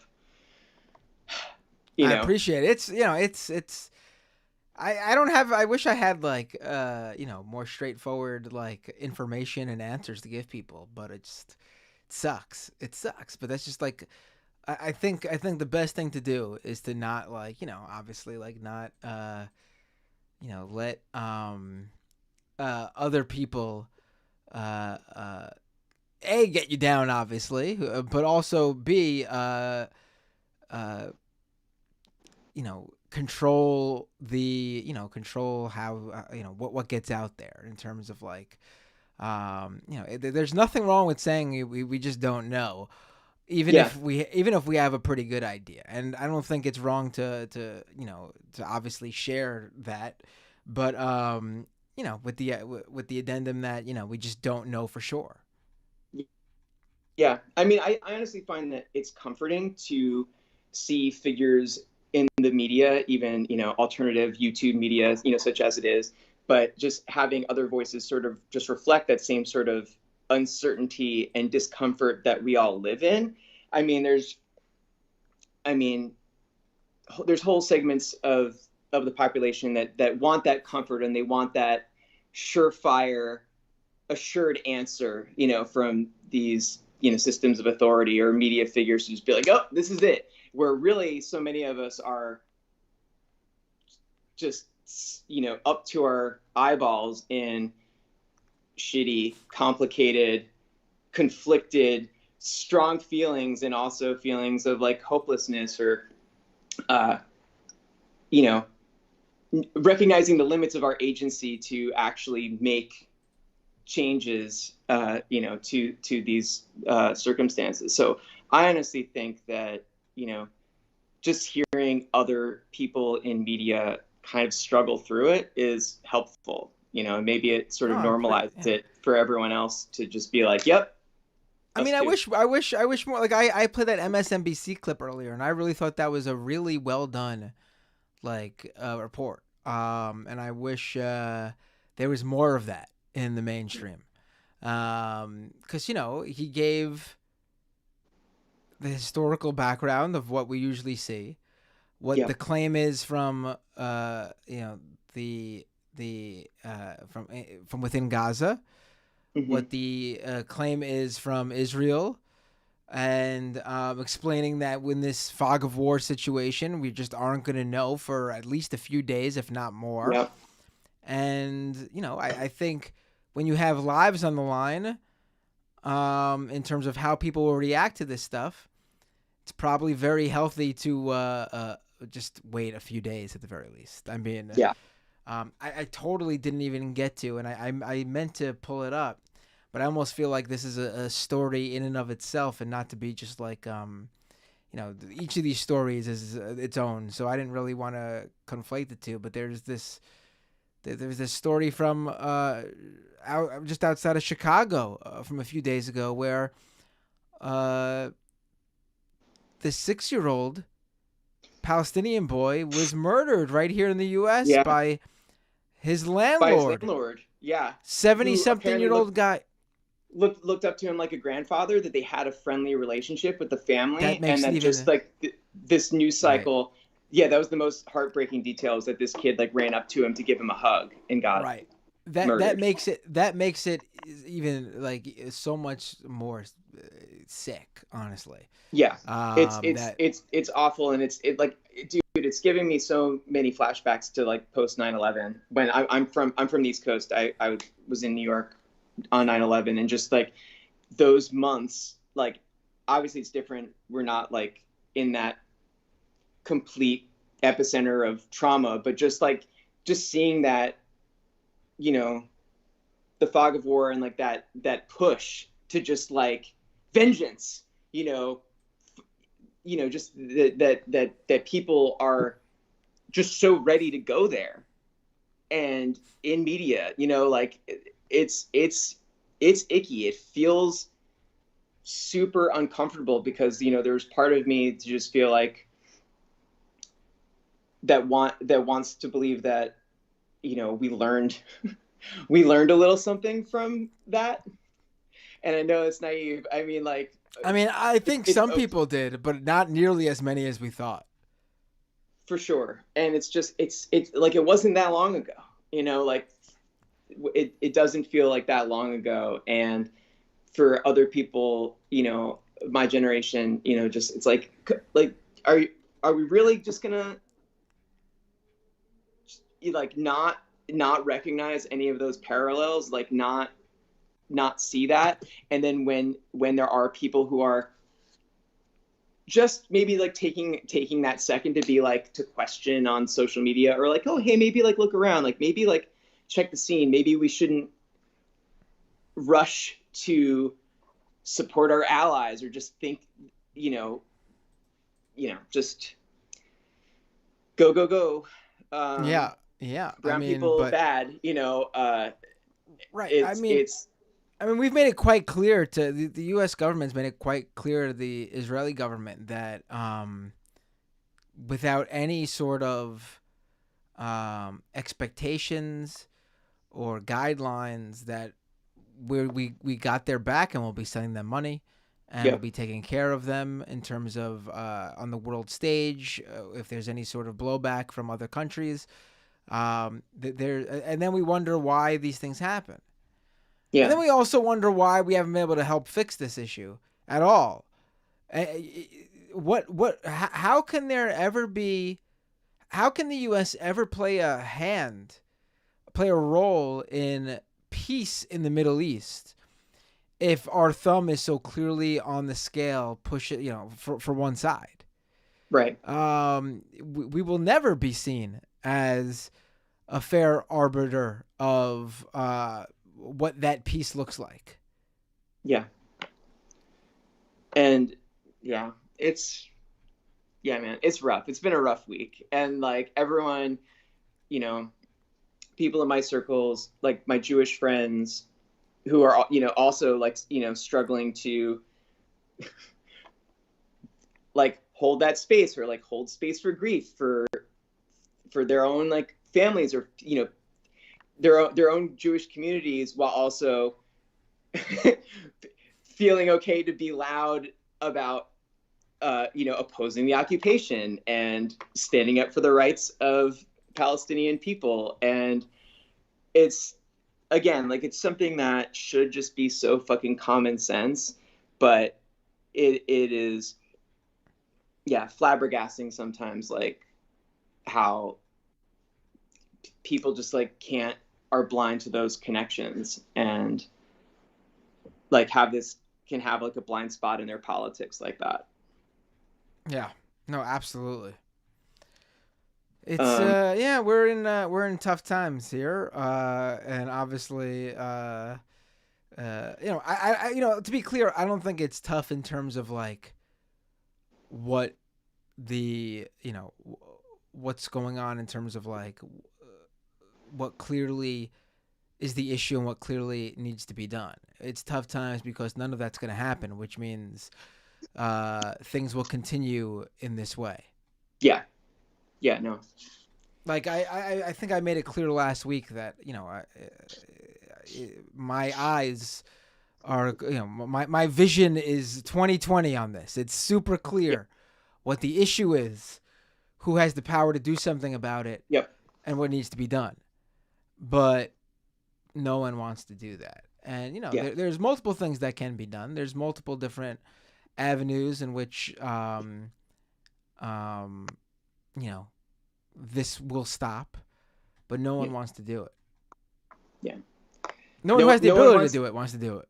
Yeah, no one wants to be seen. no one wants to be that person to stick their neck out, amongst mainstream Democrats. Like who's gonna put their neck on the chopping block like that to be seen as, against Israel. You know. Oh, It just, you'll be called a anti-Semite, or you'll be called a Nazi. I mean, I got called yeah, both. I've been called yeah, both already, and I've been as like straightforward, factual information as possible, not sharing stuff that I can't. And I've been called that already. yeah. And I have a Jewish background. Dude, fucking, it's wild. I know I you actually shared have also I've actually already also been attacked as a terrorist, as a Middle Eastern terrorist because of how I look. Just someone just basing, a few people have done this already, basing what they think my nationality is based on how I look. Yeah.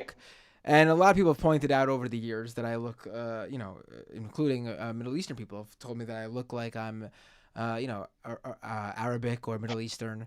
I'm not, but I don't mention that because there's nothing. I'm not ashamed to be confused for that either. Right, exactly. Like I'm Like, not. it's like, I'm not going. I'm not Middle Eastern. I'm not Arab. No, that's not even the point. The point is, why are you calling me that? Because how I look? Is that why? Oh, okay. Yeah, Just making this. I'm a terrorist because you think I'm this and I look like this. I got it. Okay. I have a darker skin tone and I have a beard. So sure, yeah, that's right, dude. Right. It's just wild. amazing. It's amazing. I appreciated you shared the Michael Brooks clip last week, which I really loved how succinct that answer was in that with that Q&A, with just, it's like very clear cut. Like, this is, and I shared that around too last week. Wait, what was that? I'm sorry, you cut out for a second. What did you share? The clip that you shared of Michael Brooks. It's a Q&A, which I Yeah, think is it's just like a great. very good, succinct answer. And I know a bunch of people. It was because it's such a great moment in that interview. So I saw quite a few people shared it around. I know that you had it on the show at the time too, and I put it on my Instagram. I know a few friends did as well, because I feel like it is a very succinct moment where hopefully you could get a sense that like he was able to reach people with that. And it's, again, like it can feel discouraging because it can feel so ineffectual to just like, retweet, share this again. Hopefully it gets in front of eyeballs. Maybe someone who just like isn't thinking about things in this context might see through that, it doesn't have to be that complicated. Like, you can see like just this fucking Jiminy Cricket type, like, it's not that hard to Right. to empathize with oppressed people. Yeah. Anyways, man, I'm sorry. I totally. No, I like, appreciate the call. This is we're seeing some really like insane stuff, and it's just like another thing I forgot to mention, but this is like, this obviously isn't as important. But you see this attack on Alicia Keys? I haven't seen any of this. Alicia Keys posted a photo of herself wearing like a green and black like motorcycle jacket, and someone like asked her a question, I guess, like, what do you want to like what did you want to do? Or hold on, let me pull this up. Let me pull up the actual photo. Give me 1 second. For sure. This is insanity. Like, insanity. And this is not me. I don't care about Alicia Keys one way or another. I'm not an Alicia Keys fan or not a fan. I think she's fine. Yeah. She has some good songs. Sure. I wouldn't even consider myself to be a fan, though, because I don't think she has enough good songs for my taste. But so she posts. Where is this photo? Hold on, give me 1 second. This is I still can't believe it. I'm scared to look into other like bad celebrity takes. Oh no, she didn't do anything wrong. She didn't do anything wrong. She didn't even talk about this. She wasn't even trying to post about this, and she's got people attacking her for it. She posts this photo of herself in that jacket, and it says, and she added the caption, question, what would you do if you weren't afraid of anything? I'm guessing this is something she's been asked before. And it says, tell me your truth. And she goes, I've had my eyes on paragliding. Hashtag Monday Energy. And all of a sudden, all these people are attacking her, claiming she supports Hamas. Because apparently they think the jacket she was wearing were colors for Palestine, even though it has nothing to do with that. And then they automatically view paragliding as her mentioning paragliding as support for the Hamas attack on. That's now it's paragliding is now absolutely anti-Semitic. it's absolutely insane, and she had to delete that. And then because she deleted it, that was confirmation for people that she actually meant to support Hamas and was backtracking.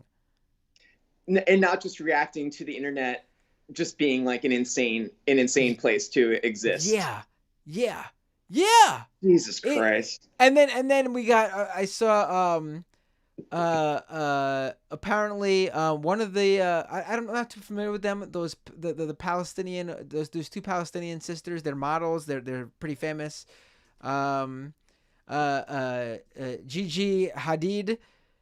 I'm sounding like an old man right now saying these names. No, because... I'm like, you're like, oh, they're pretty famous, and I'm like, I'm old, I don't know famous people anymore. Yeah, so Gigi Hadid is this famous Palestinian model, and she basically apparently just married Bradley Cooper, and they've been on a honeymoon or whatever. And this all happens, and she's previously been very outspoken because her father actually, left the region back in because his land, he lost his home as a Palestinian man. Yeah. So they have very straightforward connection to it. Yeah. And she's been outspoken before, and literally official Israeli government accounts have called her out for not speaking out on this issue. And why is she being silent? Just because she is a Palestinian of note, a celebrity who's vocally clamoring to support Israel, and right, that's insane. Yeah. That's so wild. I hate it here. It's awful. I mean, listen, they have like 99% of the celebrities changing their their profiles to that I Stand With Israel logo. Dude, I saw that. They can't give the literal Palestinian woman a break. No, of course not. Of course not. Yeah. Your silence is suspicious. It's just it brings up so much for me of this post 9/11, where even it seemed like anyone, it's like if you were questioning the narrative the slightest bit, you were getting sussy wussy, you're getting sideways glances for not rallying around the flag. And it's just so gross. It's so gross while bodies are hitting the floor. It's fucking, it's the worst. I'm sorry. I totally called in to be like, let's just talk about some punk rock bullshit. Something that made me laugh today. But it's inescapable. Listen, in the post 9/11 world, those early 2000s, punk music was my way of understanding everything and dealing with it.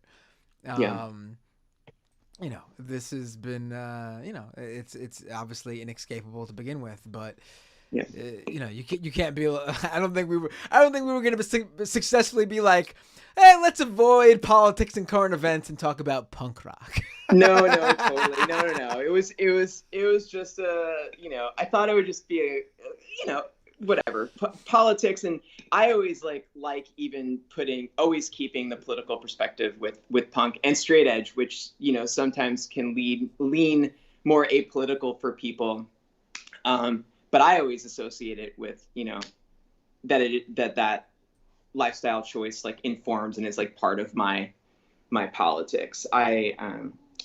So if I was going to have an edge day call, it would just sort of be in that, just in sort of that ecosystem of politics and culture and music, and lifestyle choices, and things that are part of, for a chunk of people, like why they're leftists, or what ends up informing their adult politics. Might be listening to Minor Threat when you're 15. It can lead you down some interesting paths, and open yourself up to perspectives that you might not otherwise have been exposed to, and that's pretty cool. And that's sometimes like a good enough reason to celebrate an even kind of silly, quote unquote holiday. So Yeah, right. Yeah. Anyways, man. And today I learned that it is Edge Day. I appreciate that. I don't know if you're a wrestling fan, so I didn't make the joke at first. But when you first said it was Edge Day, I was like, oh, well, happy birthday, Adam Copeland. I don't know if you know what I'm talking about. But... Wait, is Adam is that the from U2? Is that no? Edge? No, Edge is a pro wrestler. And his real name is Adam Copeland. Okay, gotcha. I didn't know that one. So I made the good move not making that joke up top. It was better to throw it in at the end. I'm a cartoonist and a comic book nerd, so I can't. But I'm not a wrestling guy, so I'm down to talk about some corner of nonsense and fiction. Yeah, wrestling never got me. I figured that you would make a CM Punk reference. Yeah, I remember even as someone I'm wearing a CM Punk shirt right now, actually. Oh, there you go. Well, you are celebrating Edge Day. If you've got like someone with like X's on their hands on your shirt on Edge Day, you were celebrating. You didn't even know it. I didn't. Yeah. I think it was like last week you were talking about wrestling on a show, and I was cracking up just because I didn't. You were telling about some like storyline in the wrestling where didn't they like try to get people to go straight edge or something like that? That was like one of the story arcs for the kayfabe where they like joined a crew or something like that. And I was laughing because I was like, oh man, like did they make like Hardline?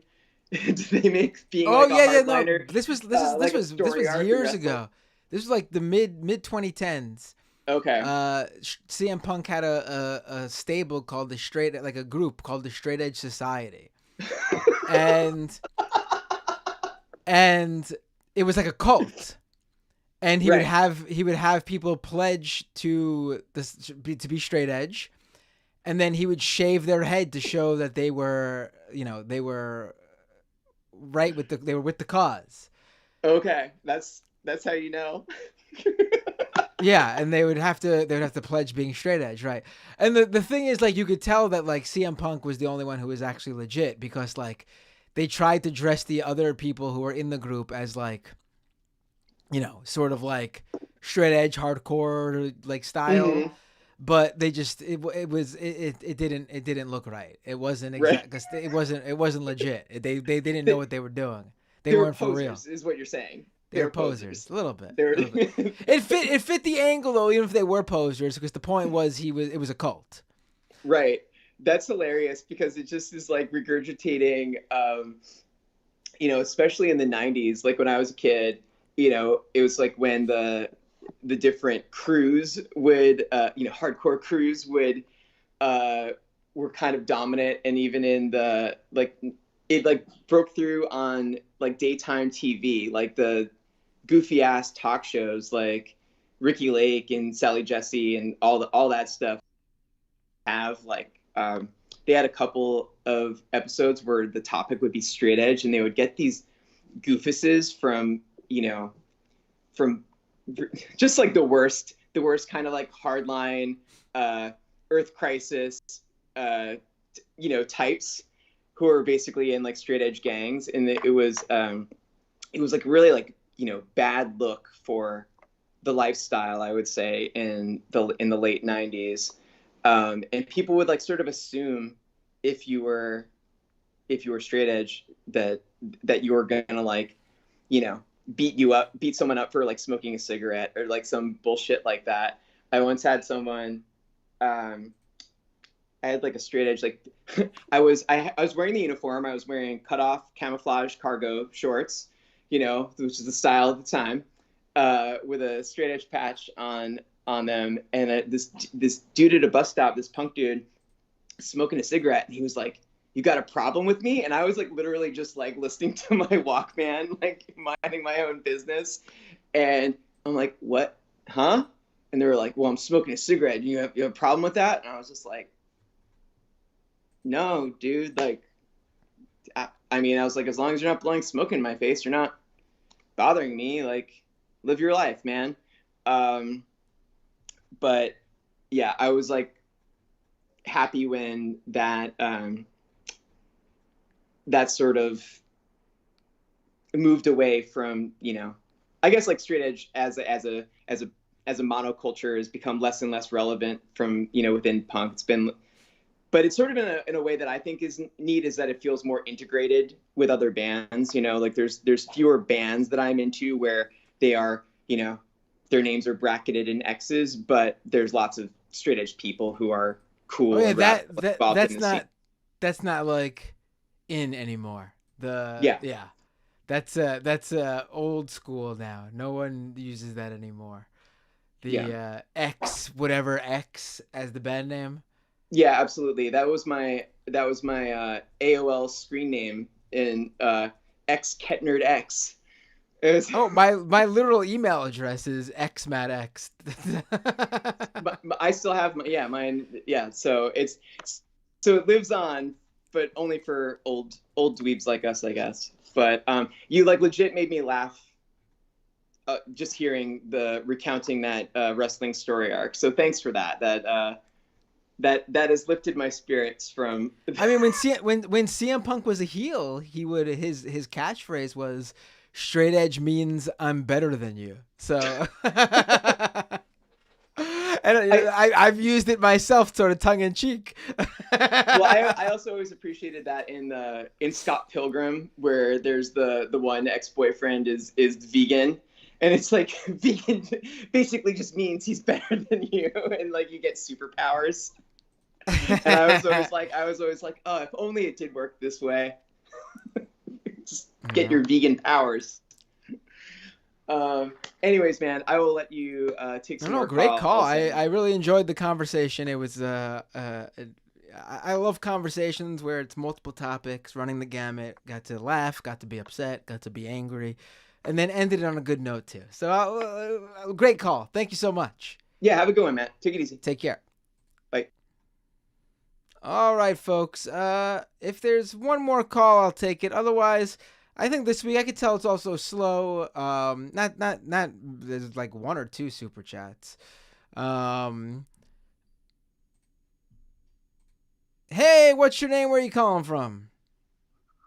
Uh, Hi. It's Zoe. Hey, Zoe, how you doing? Hey, I'm all right. Uh, I mean, I don't think I can beat that call about edging and whatnot, but No, it's not uh, edging. Excuse you. It's not edging. It's straight hmm? edge. Very different thing. Two very different things. Yeah, between a man and a woman. I know, I know. No, no, Anyway, no, no, no, no. Okay, continue, continue. What would you like to bring us straight edging. from? Yeah. What would you like to bring us Okay. from the world of French Canada? French. Well, okay, so during my long absence, uh, during the spring, I did a class, and my final assignment was actually inspired by, well, you. Was it really? Yeah. Tell me about it. I love to be an inspiration. So it was a class about uh, contemporary Japanese culture and society. Contemporary Uh, Japanese culture? yeah, and society. I hate to say that you might have something very mixed up. I need to wait and hear where you're going with this. And w- we had a list of subjects we could tackle, and one of it was comparing ultra-nationalist movements between Oh, okay. Japan and the, well, Western world. And seeing that, I was reminded of one of my favorite episodes of Doom. Which one? Uh, the one about the history of 8chan. Ah, that's way back in the archives. Yeah, it's a classic. It's one of the first I listened to, and Really? Is that how you found the yeah, show? it's not the first one, but it's in what like it's from when I listened to it as a podcast instead of live, and like it always stayed with me, like this weird story of how like these three people started a bunch of website and exchanged it between them with all this machination, and especially now with what 8kun has become Right. And with it all stems from the image boards that came out of Japan. yeah, exactly. But with what it's become, like the symbol and that connection with Japan, I was inspired to like do a whole research on the subject of how those image board also propped up the far right in Japan. Interesting. So yeah, That's it's really interesting. it was one of my favorite school assignment I ever did, That's and awesome. I got a 95%. That's disappointing. Should have been 100 if it had to do with me. Yeah. No, that's really good. I'm proud of you. Good job. That's great. Thanks. I had forgotten until last week and just thought, I should mention it because yeah, it was very stressful during the week. I rushed to do it because I'm not good at managing time, but Oh, that's this was definitely a Matt Binder assignment then because I am the ultimate procrastinator. I wish I wasn't. I probably should look into if there's like if I have some sort of actual medical condition because it's really bad. Uh, yeah. So yeah, the week itself was not great, but I'm pretty proud of the result and I'm glad I thought I would not get a good no, I grade mean anyway. I think you people are allowed to have good personal weeks even when there's terrible things happening in the world. I mean, Yeah. we need to. I think that's maybe the best way to be able to pay attention to this sort of stuff. I mean, obviously, if there's nothing wrong with you, anyone who needs to just log off or stop looking. I mean, but at the same time, if you're someone who feels like you need to stay up to date with it, it's like maybe some people feel it's like it's a moral responsibility or something. I don't know. Um, Probably like being in a good place personally really helps. It's probably where I'm at. Probably why I'm able to. Luckily, knock on wood, everything in my life personally. I mean, there's the usual everyday problems, money, of course, and things like that. But the things that really matter, everything's going all right. So I think that's probably why I'm able to focus all of my my emotional and mental anguish on the world without losing it, frankly. Yeah. Yeah, I don't really believe it's a moral obligation personally, but it's like hard not for me not to stay invested. Just Yeah, yeah. Well, thank you for sharing that story, Zoe. Would you like to give me a French word of the day? oh, French word of the day, French word of the day. It's gonna be oh boy, fuck. I know I should have thought about it, but Why don't you translate "oh boy, fuck" to me in French? oh, okay. No. Literally or like Literally, "oh boy, fuck," or if there's an equivalent saying. uh literally it's oh garçon fourré. Whoa, say that one more time. Oh garçon fourré. Oh, garçon fourré. But that Did I doesn't do? mean anything. Oh, it doesn't mean anything. No, like for the sense, I'd say, eh merde, colique. What is that? Et merde. Et merde. And then because I'm Québécois, a good old sacre of colic. Sacocodic. Sacre. No, sacre are the Québécois profanities. Excuse me, did you say, what did you just say to me? Suck harder? What? Sacre. Like sacred. Sacred. Sacre bleu. Sac. Sacre bleu. I'm just going to go with that. Sacre bleu. Yeah, that's the French one. I'm talking about Quebec. Different place on the map.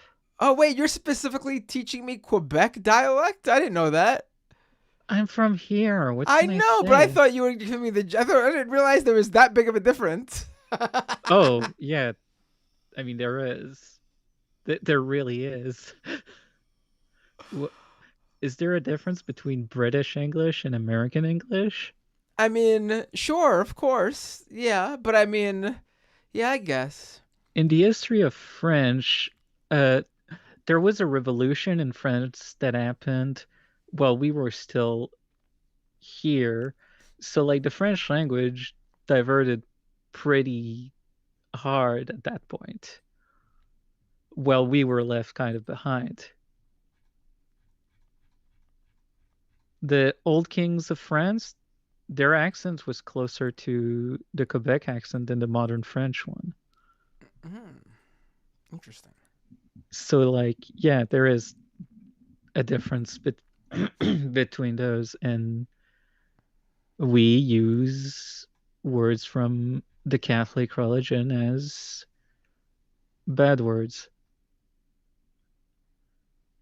like calic, which comes from the chalice. The, like, a chalice, like the goblet. Right. Well, we transform that into a profanity. Real? The goblet's a profanity over there? Well, depends on how you say it. You can talk about the object. So give me the profanity. Give me the profane version. The profane is calice. Calice? Yeah, calice. Calice? Calice? Yeah. I feel like I sound like a Texan trying my best French. Calice? Calice. Tabarnak. So what does that mean? What does that mean? And I know you gave me the history of it, but what is that? But what am I, if I call someone that, what am I basically calling them? It's not something you call people. It's more like an interjection, like shit. Oh, okay. Or like fuck. Or shit. Like fucking, like, you say like fucking shitty day. All right. Chris de tabarnak de jour de merde. You all right, Zoe. I'm tapping out. There's also have a great night, Zoe. Talk to you. You still going? I'm trying to think of sacrilege. Sacrilege. I'm done. I give up. Yep. Have a great night, Zoe. I will talk to you next time. Have a great night. Sure. Ciao. Peace. Au revoir. All right. I saw a few more people tried to call in. I will do. Everyone's going to mock me, but I'm going to do one more call. The next person to call in out of those, 3 or 4 people who tried to call in just now, whoever calls in first will get my full attention. Well, I mean, I'll answer their call. Can't promise you full attention. Let's see.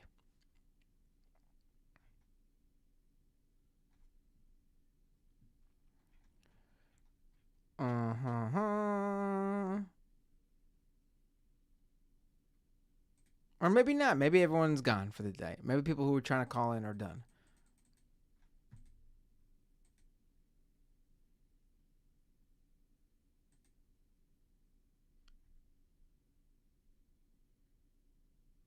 All right, that's it.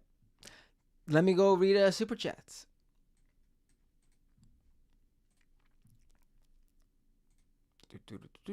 Over on YouTube, we got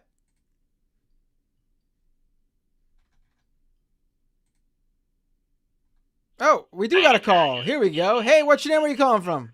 Oh, I know who this is. Kowalski. Hey, Kowalski. You whoa, right out there on the tractor.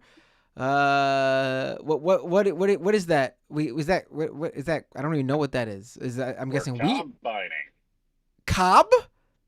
We're combining corn. Sorry if the audio's terrible. Combining corn. That did look like corn in the back, but I didn't know that's what you did to corn. Yep, that thing over there in the dust is picking it, and I can look in this monitor over here, and it's dumping into my wagon.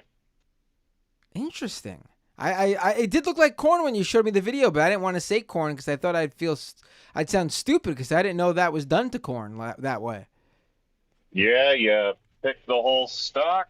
It thrashes everything, takes the kernels off the cob, and that's what we take in. And now you need to do this at this time of night? no, I'm very upset. I am a tired lad and want to go home. Oh, this should have been done earlier. You procrastinated. No, our combine had broke down, and we need to hit an acre count so we can be done by a certain time of the year. Ah, okay. What are those numbers on the screen? That is how many pounds are in this wagon. What? 52,000 pounds of corn kernels? Yep, 56,000 pounds is 1,000 bushels. Each bushel is currently worth about $5. And it only takes us $4.90 to get there. Wow. That's crazy. Look at that. Are you out there all by yourself right now? No, my brother's running the combine. I'm in the grain cart, which is a much easier task. So easy, in fact. This tractor was being run by my 7-year-old nephew earlier today. Ah. Wait, those are two separate vehicles? Where's the other vehicle? Where? He's back there. We just turned away from each other. Okay. All right. We're actually in town. Now you can't really see the lights, but yeah, he's over there. And how much longer will you guys be out there for? This is our last pass that he's making back, and then I get to go home, and I will go to bed. How long have you been out there for? We've been going since 8 or 9. Actually, I apologize. I need to go because he's got a question for me. But yeah, sure, I go just ahead. wanted to end us on some positivity with this gloomy world. So. Right. Corn, baby. Nothing like it. Nope. You guys all have a good one. Take care.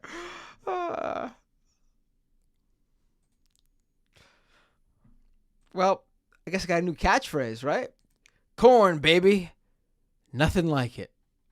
All right, let's go to the super chats. Holy Panda 24, thank you so much for becoming a member over on YouTube. FTW all day, thank you for the 5 gifted memberships on YouTube. Wanda MV with a YouTube membership super chat. Please support World Central Kitchen and Doctors Without Borders doing God's work in Gaza. Absolutely, yes. Social Lust with a super chat. BB wants to drop Moabs on Hamas babies. Pluvius with a super chat. When you said I'll take a few more calls, I went to check the timestamp, but realized I was watching you live today. T King with a super chat. Matt, you're awesome. Also, we get good politic guy on Leftist Mafia. Yes, let's get good politic guy on Leftist Mafia. Absolutely. I don't know if it'll be this week, but we definitely should get good politic guy on Leftist Mafia. Kowalski with 2 super chats in a row. Touching grass ain't enough for me to be happy. Some things need to happen to powerful people. Hold on. We had a few new patrons, I think. Not today, I guess. No. But there was a few last week that I forgot to shout out earlier. So hold on. Let me just... we lost someone today. Just as that was there earlier. Oh, that always sucks.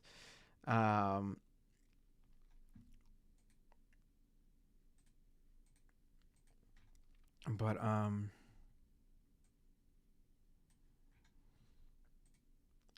last week, let me check.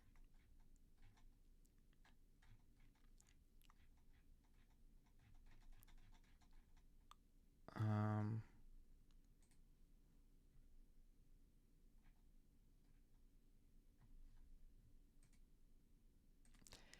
Stacy P and Night Owl the Moon, thank you so much for becoming patrons. I really appreciate the support. Again, if you're not already a patron, patreon.com/MattBinder. Greatly appreciated if you can become a member and help grow this show. Over on Twitch now. Too much stuff. Too many platforms. But, the people like different platforms, so I'll give them what they want. Aussie Plant Dragon resubscribed with Prime. Subscriber for 4 months. Thank you, Aussie. Thank you for your measured, compassionate, clued-in reporting. Heart as always. Thank you, Aussie. Coffee Runner, subscribe with Prime. Thank you so much, Coffee Runner. Chadwick Von Mack, subscribe with Prime. Thank you so much, Chadwick. Really appreciate it.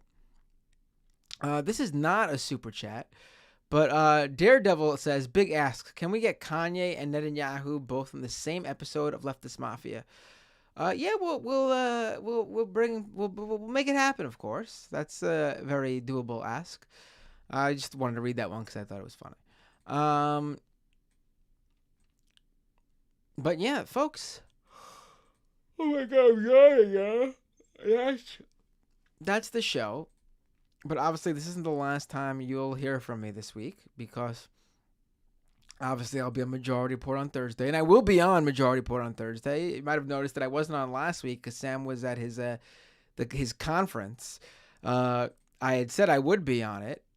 If you're wondering when I found out I wouldn't be on it, maybe an hour or two before we usually would go live. But I'll be on this week. And then of course Leftist Mafia on Thursday as well. And folks, that is the show. I will see you all next time. Oh, who should I rate on Twitch? Who's on? Really quick. Let's just do this. Let's find out who's on.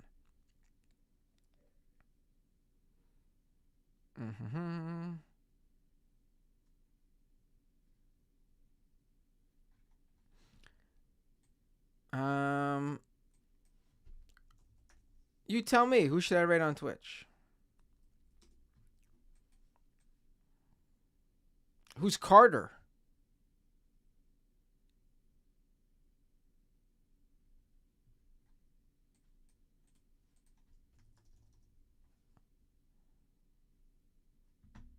Who is Carter?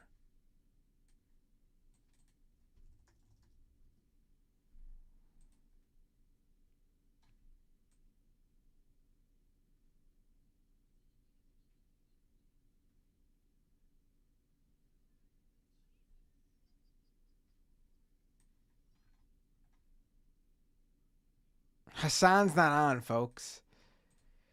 And Hassan would not need. What about Shark on? I don't think Riverboat Jack is on. At least I don't see Riverboat Jack on my feed.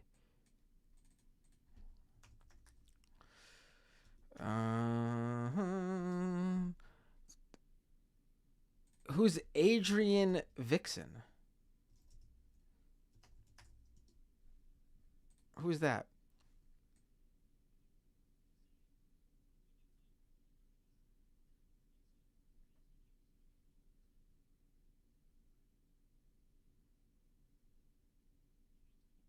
Who's Jack? If people tell me Jack is on, you think even more than that. Who's Jack? That's very. That's one per. That's a name. Oh, Riverboat Jack. Okay.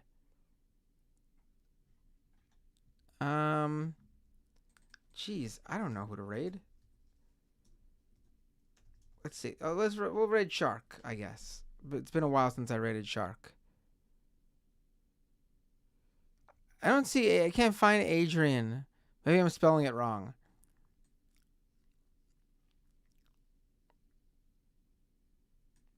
Oh, I think I found Adrian. Let's raid Adrian.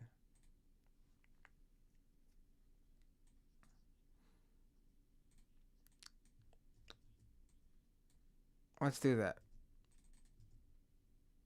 All right, folks, that's the show. I will see you all next time on Doomed.